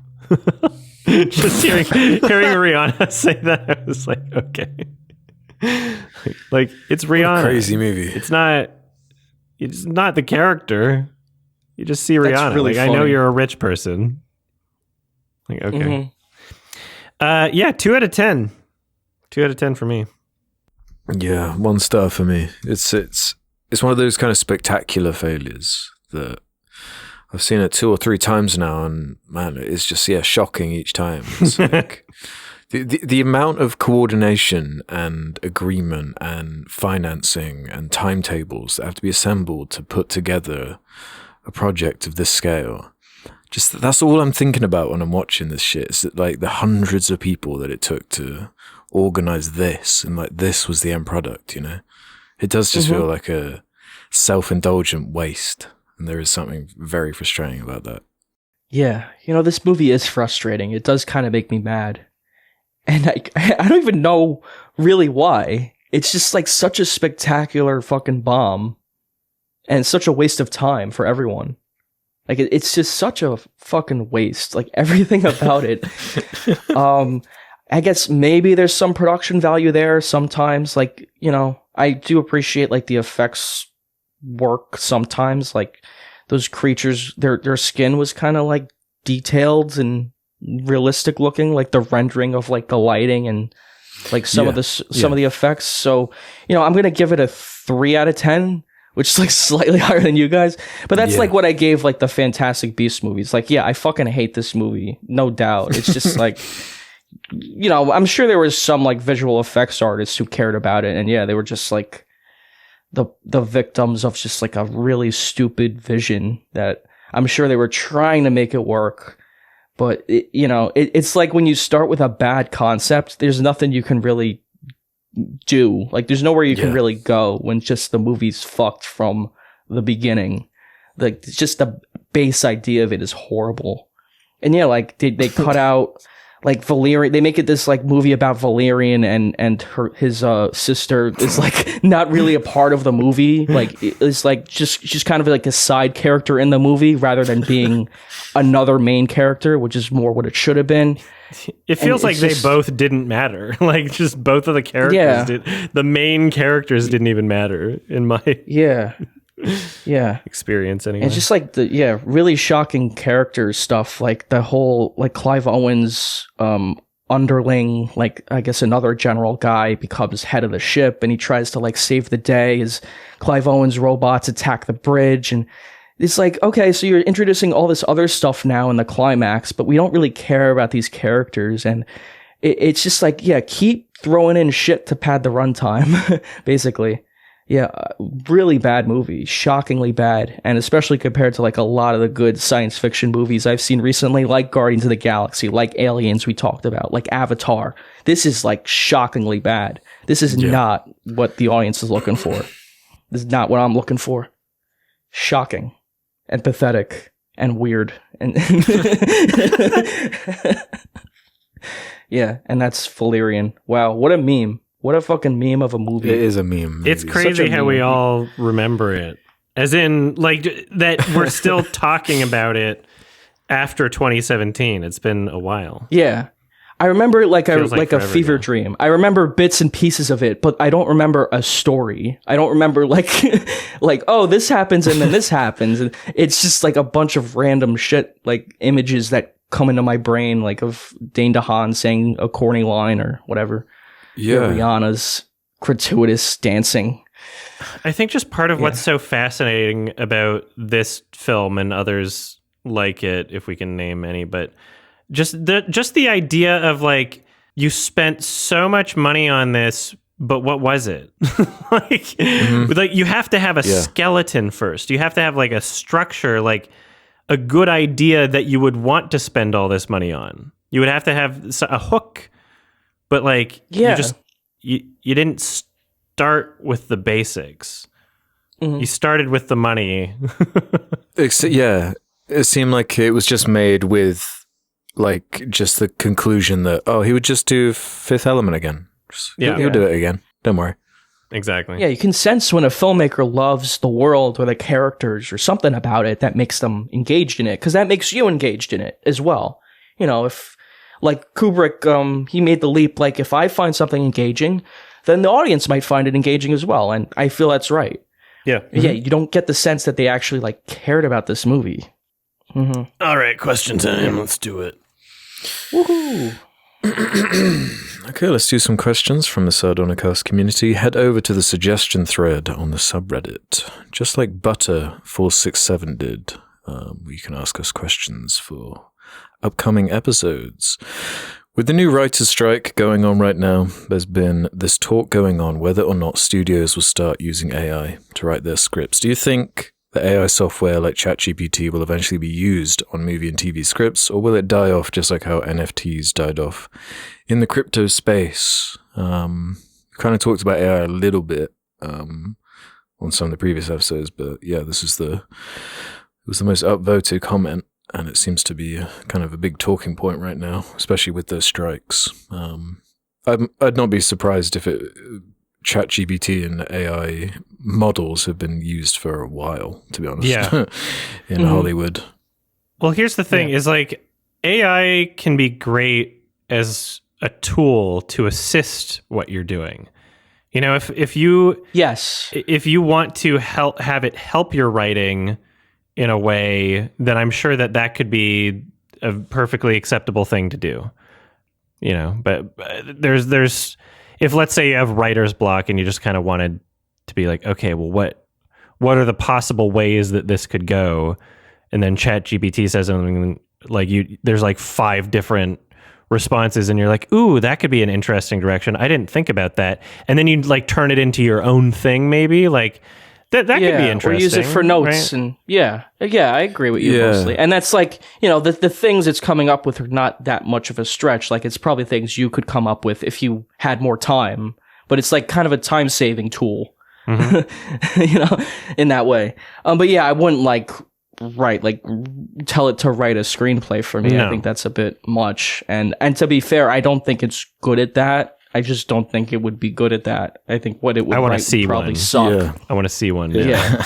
It would probably be very bland. Because I think part of the charm of it is that it's not perfect yet right now. Yeah, right. Yeah. Yeah, I was thinking it might be useful for things like, you know, like a bunch of writers have like different quirks or different weaknesses. You might, for example, be a writer that struggles with writing younger characters or something, you know, or characters of a different gender or something. You might be able to use it to help like rewrite certain lines of dialogue, or use it in these kind of ways. Yo, how do women talk? Tarantino asked. How do women talk? But I feel like that's part of the charm of certain writers, is like their flaws, like how they write certain people or it depends what level we're talking, you know, like I wouldn't be offended if like really. The Meg 2 was drafted using ChatGPT. It's entirely possible. Yeah, I guess not, but yeah. Like, why not? Like, fuck, I feel like it's inevitable, and I feel like the technology is going to get better, and we'll see what happens. And it opens up Pandora's box, and we should be preparing for a society with universal basic income if we were smart about it, and we might be fucked. We might not be doing that, and we might see a lot of very bad financial outcomes for many people. Although I don't think people will entirely just like embrace AI. I just don't see that happening in terms of like art. I feel like there needs to be some kind of creative voice that is like clearly part of the project. Like, I just don't think people are going to pay money. I think that it will be indistinguishable at one point in time. I think for certain movies it might be. I just don't see it at this point. Like right now, currently, I just don't. Yeah. At this point in time, I'm not quite there yet. It could go somewhere. It could be like the NFT give it a thing. decade. You know, that always is a possibility. Yeah. It's interesting how it has progressed, like just over the past 10 years. Because I think you're right, Alex. I think Hollywood's already been using stuff like that. Focus testing and algorithms to figure out what people want. I mean, when you're talking millions of dollars in that scale, you take any tool you need to like make the movie succeed and avoid something like Valerian. To make your investment safer, Yeah. But there's always going to be a market for like Christopher Nolan, like guy who just like makes a movie in something he's interested in and people will go see it. I just don't see that going away either, because human beings are people.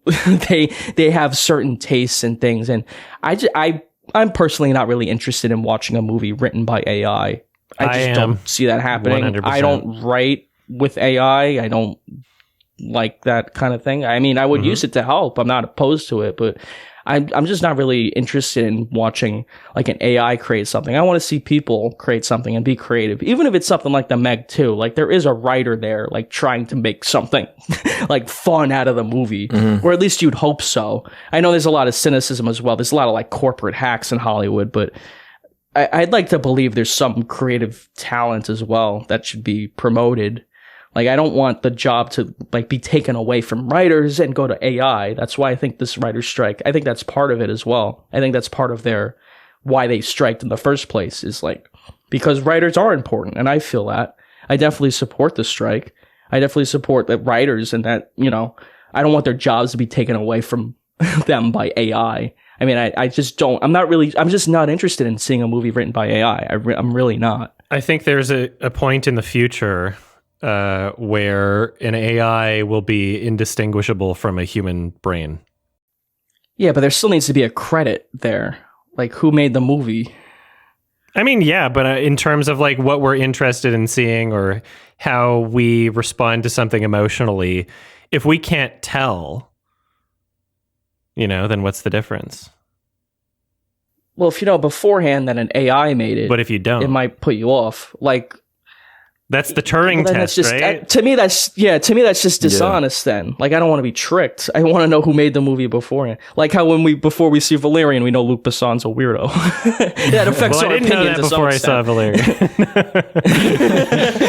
And the movie still sucked. I think, I mean, like, I would be interested in being able to try and guess. I would be interested in not knowing and then trying to find out at some point. You know, what if it's so commonplace in the future using AI to write that it's not a story when the movie comes out, and you would actually have to search up the movie and be like, oh, who wrote it before you watched it, right? Like, I don't search up the writer for every single movie that I see. I do it for most, probably. So I don't know. There could be a point in the future where like it's like, oh, that was written by an AI, and you didn't know until after under a pen name, right? Yeah, but we're also thinking like, I don't know, just technology advancing can lower the barrier to entry in such a way especially with things like storytelling. Yeah, I'm just picturing like a future where there is some version of like Unreal Engine that, I think it's free. I think it's free now, and like you only have to pay if your product sells over a certain amount. But if we're talking like 3D spaces that are photorealistic, and you can use like AI like prompts to like position cameras, and all of a sudden you've got like a totally open landscape of like, well, just like now you can whip your mobile phone out and make a YouTube video and edit it on your phone, and all this stuff that would have been impossible to do 100 years ago. That's how I think it's cool. I think it can bring new voices to the table because there are more tools available to them. Like, what if someone is, let's say, dyslexic and they have a hard time writing, and now this tool helps them write? Like, maybe that, now we have a new voice. I think that's a good thing. I think you're totally right about that. I just don't want it to replace artists. Yeah, it's like, I support it as a tool. I think as a tool, it's a great thing. I just don't think it should replace artists. I think that's a bad idea. It shouldn't replace artists, but it inevitably will. And there's going to be a point in time where only the best artists that can't be replicated, that can provide an experience that AI can't yet. There's going to be a point in time where there's going to be like a cutoff period where people are going to have to get really fucking good at what they do if they want to compete.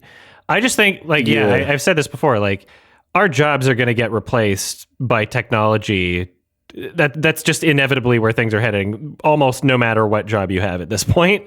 So we need to start figuring out economically how we're going to deal with that, and we need to do that yesterday. And it's kind of just it's a little bit. That's the looming We're way threat behind right now. in terms of because that, right now we still think in terms of like, oh, my job needs to exist so that I have a job. When that's not why your job exists, it's to provide a service, right? So if a machine can do the service better than you, then you're going to get replaced. That's what happened to the automotive industry in the United States. Like there's a lot of, factory jobs that people got replaced by machines, and the whole industrial revolution. Yeah. I guess we can end this question on this kind of thing. Do you consider, like, in the realms of like video games, do you consider a procedural animation on a character like not art then, or like they do that with a different bucket? Mouth movements, at least, right? For like almost every single game. Yeah, exactly. If someone programmed the technology or programmed the AI to do that, then I would credit them. So where's the line then when you start attributing it to the AI instead of the person who implemented the AI? Like, do you credit the person? I guess you credit like the Photoshop software, but you also credit the person who used it. Like, depending on it depends on how exactly you're doing it. Because like when you use like the paint can tool or whatever, like the artist isn't individually writing every single pixel. They're not like clicking on every pixel being like there and there and there. Like there's procedural things that exist in current art. There's, water animations and physics in 3D software, right? Like, do you credit the individual who wrote that code kind of when you're just saying what software you used, but not really, right? Yeah. Well, like Spotify, I have a playlist, right? And then you can do this thing where Spotify can like enhance your playlist and add songs for you, right? But I'd still say it's like my playlist. Like the music it picked, for the most part, it was like solid music that I think would fit my taste. But some of the choices are like, it's just my thing with AI. It's janky as fuck. It's just like sometimes it's just not right. And you need someone to come in and like fix it. And I don't think we're going to get there for a while to where it's like absolutely perfect, so you can't even tell. You never know. Yeah, I guess you never know, but I guess that's just the thing. We don't know. It could go the way of NFTs. Yeah, and we don't know the effect it will have. And if it isn't now, it might be 10 years down the line. Or maybe, someone comes in and like talks to Congress or whatever, like, hey, can we do something about tech companies, like, and slow this kind of down to like, so we can catch up. They've had this because I feel like technology. I think the cat's out of the bag. It's like open source now.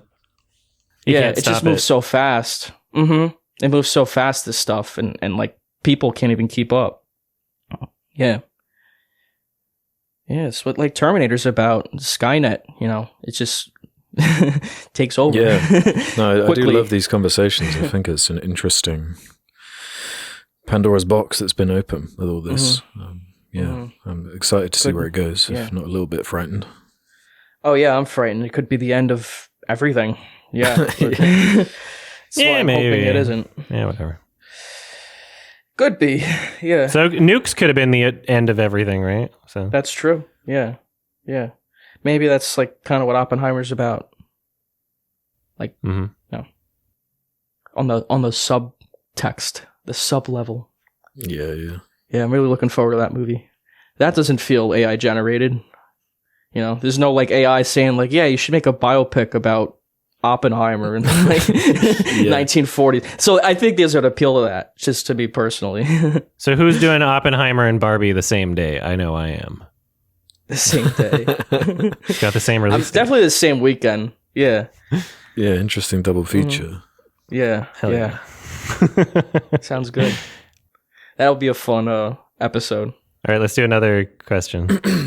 Let's do this one from Bloomer467. Excuse me.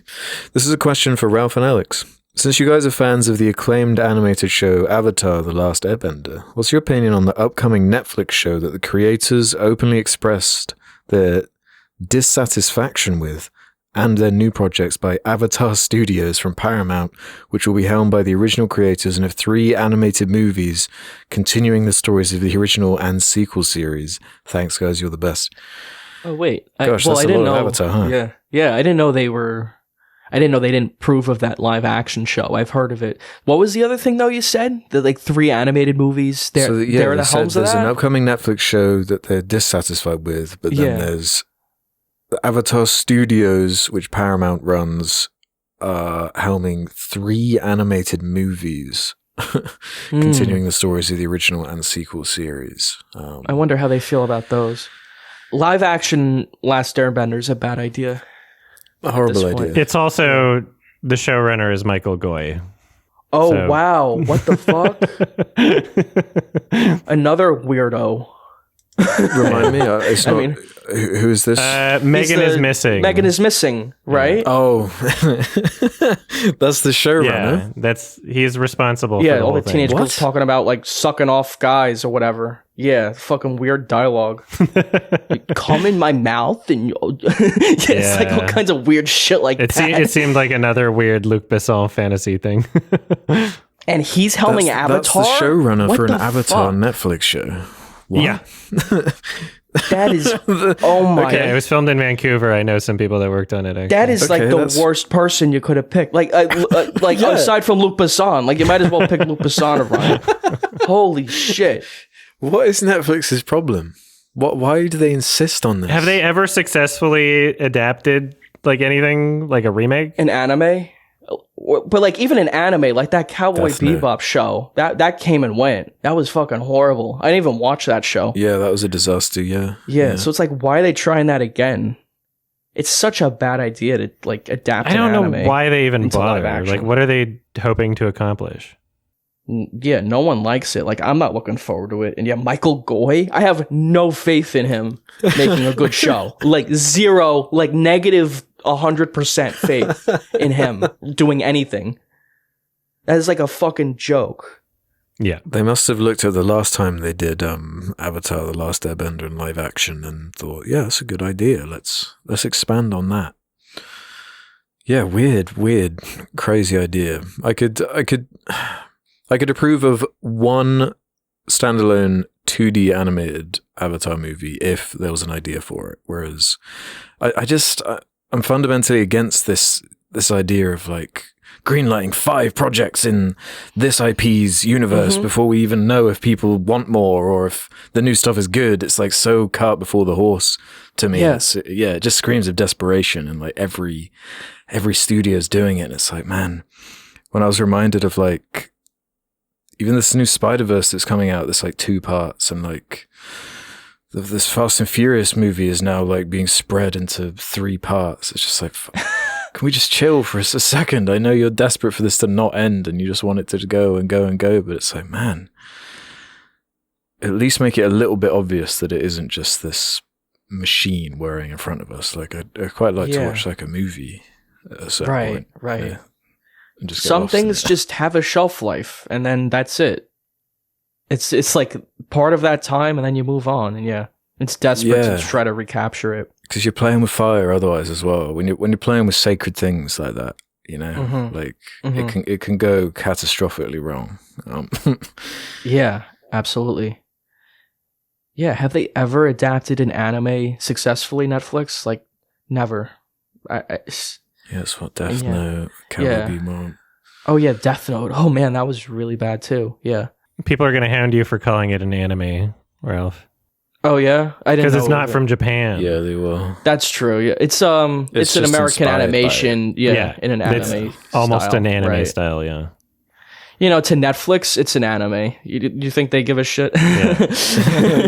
To them, it's they don't care. Yeah, they just see it as another product. I mean, like you're right, Alex. Like green lighting. I hate that too. Just like greenlighting 3 movies before the first one's even successful. Like I remember Netflix, they released that Fear Street movie, and it's like a trilogy of horror movies. It's like, why don't you make like one first that's like good before you make 3 of them? Yeah, it's really like putting the cart before the horse. It's just not compelling. Like, yeah, it's probably they're probably shitty, honestly. Mm-hmm. I even watch them. So I just want to issue like a little bit of a correction. So the title of showrunner is Albert Kim, whereas Michael Goy is executive producer, cinematographer, and directed a bunch of the episodes. Okay. He's heavily involved, but still not interested. Yeah. Not interested. Yeah. Well, Avatar was a great part of my childhood. I'm going to leave it there. Yeah, why can't I just stay as that? And Korra was okay, I guess. Yeah, Korra was fun. I liked it. Pow, right in the childhood. So yeah, just let it be. Yeah. Got him. It's that nostalgia money. I mean, maybe it'll introduce a new generation of Last Airbender, hopefully. They'll go, oh, this show sucks. Let me watch the 2D one. And then go, wow, that was amazing. So that's good at least. All right, that was fun. I guess. Yeah, that's it. Yeah, is that it? That will do it. Yeah, no. Yeah. Wait, there was. I don't want to go. No, it's okay. I don't want to wait for our lives to be over. Okay, Alex. I guess it's your turn to recommend. Yeah, it's my turn. It's my turn to recommend. And I actually did have something lined up, but when I heard Valerian was coming into our midst, I'm going to have to tuck that one away. And instead, I'm going to whip this bad boy out. Oh, man. So this is a movie I've seen a long time ago, and it's almost single-handedly responsible for nearly bankrupting an entire company. That being Final Fantasy, The Spirits Within. Woo! Haven't seen that one in a while. 2001 animated movie. Wow. Yeah, okay. Never heard of it. Yeah, then crazy movie. From what I remember, 2001. Nice. Square Enix jumping in the movie space. We've been talking about video games. This will have some nostalgia. Yeah. Yeah, I've never seen it. I saw it when I was a baby. Alec Baldwin. Yeah. Mm-hmm. Yeah, I think it'll be an interesting conversation. Sweet, it's a really strange film. Yeah, definitely outside of my wheelhouse, which is good. Yeah, I'm curious what you'll think. Yeah, Alec Baldwin? Oh, wow. I'm surprised that they casted it. Okay. Yeah, Steve Buscemi. Cool. Thanks, Alex. All right, if you don't want to be spoiled for Final Fantasy, The Spirits Within, 2001, watch it before the next episode. These episodes come out every 2 weeks. You can listen to them early by going to sardonicast.com, signing up for premium. It's only $2 a month. Also, patreon.com/sardonicast will get you the same thing. You can support the show and feel good about yourself, and we'll feel good about you because you're better than the people that don't donate money. It's true. We also got merch, link in the description. We also have a Sardonicast highlights channel on YouTube you can subscribe to. Thank you very much. Have a happy 1000th planet. Happy Valerian, everyone. Yeah, fuck that shit. Happy Valerian. Wee, bye-bye. Mate.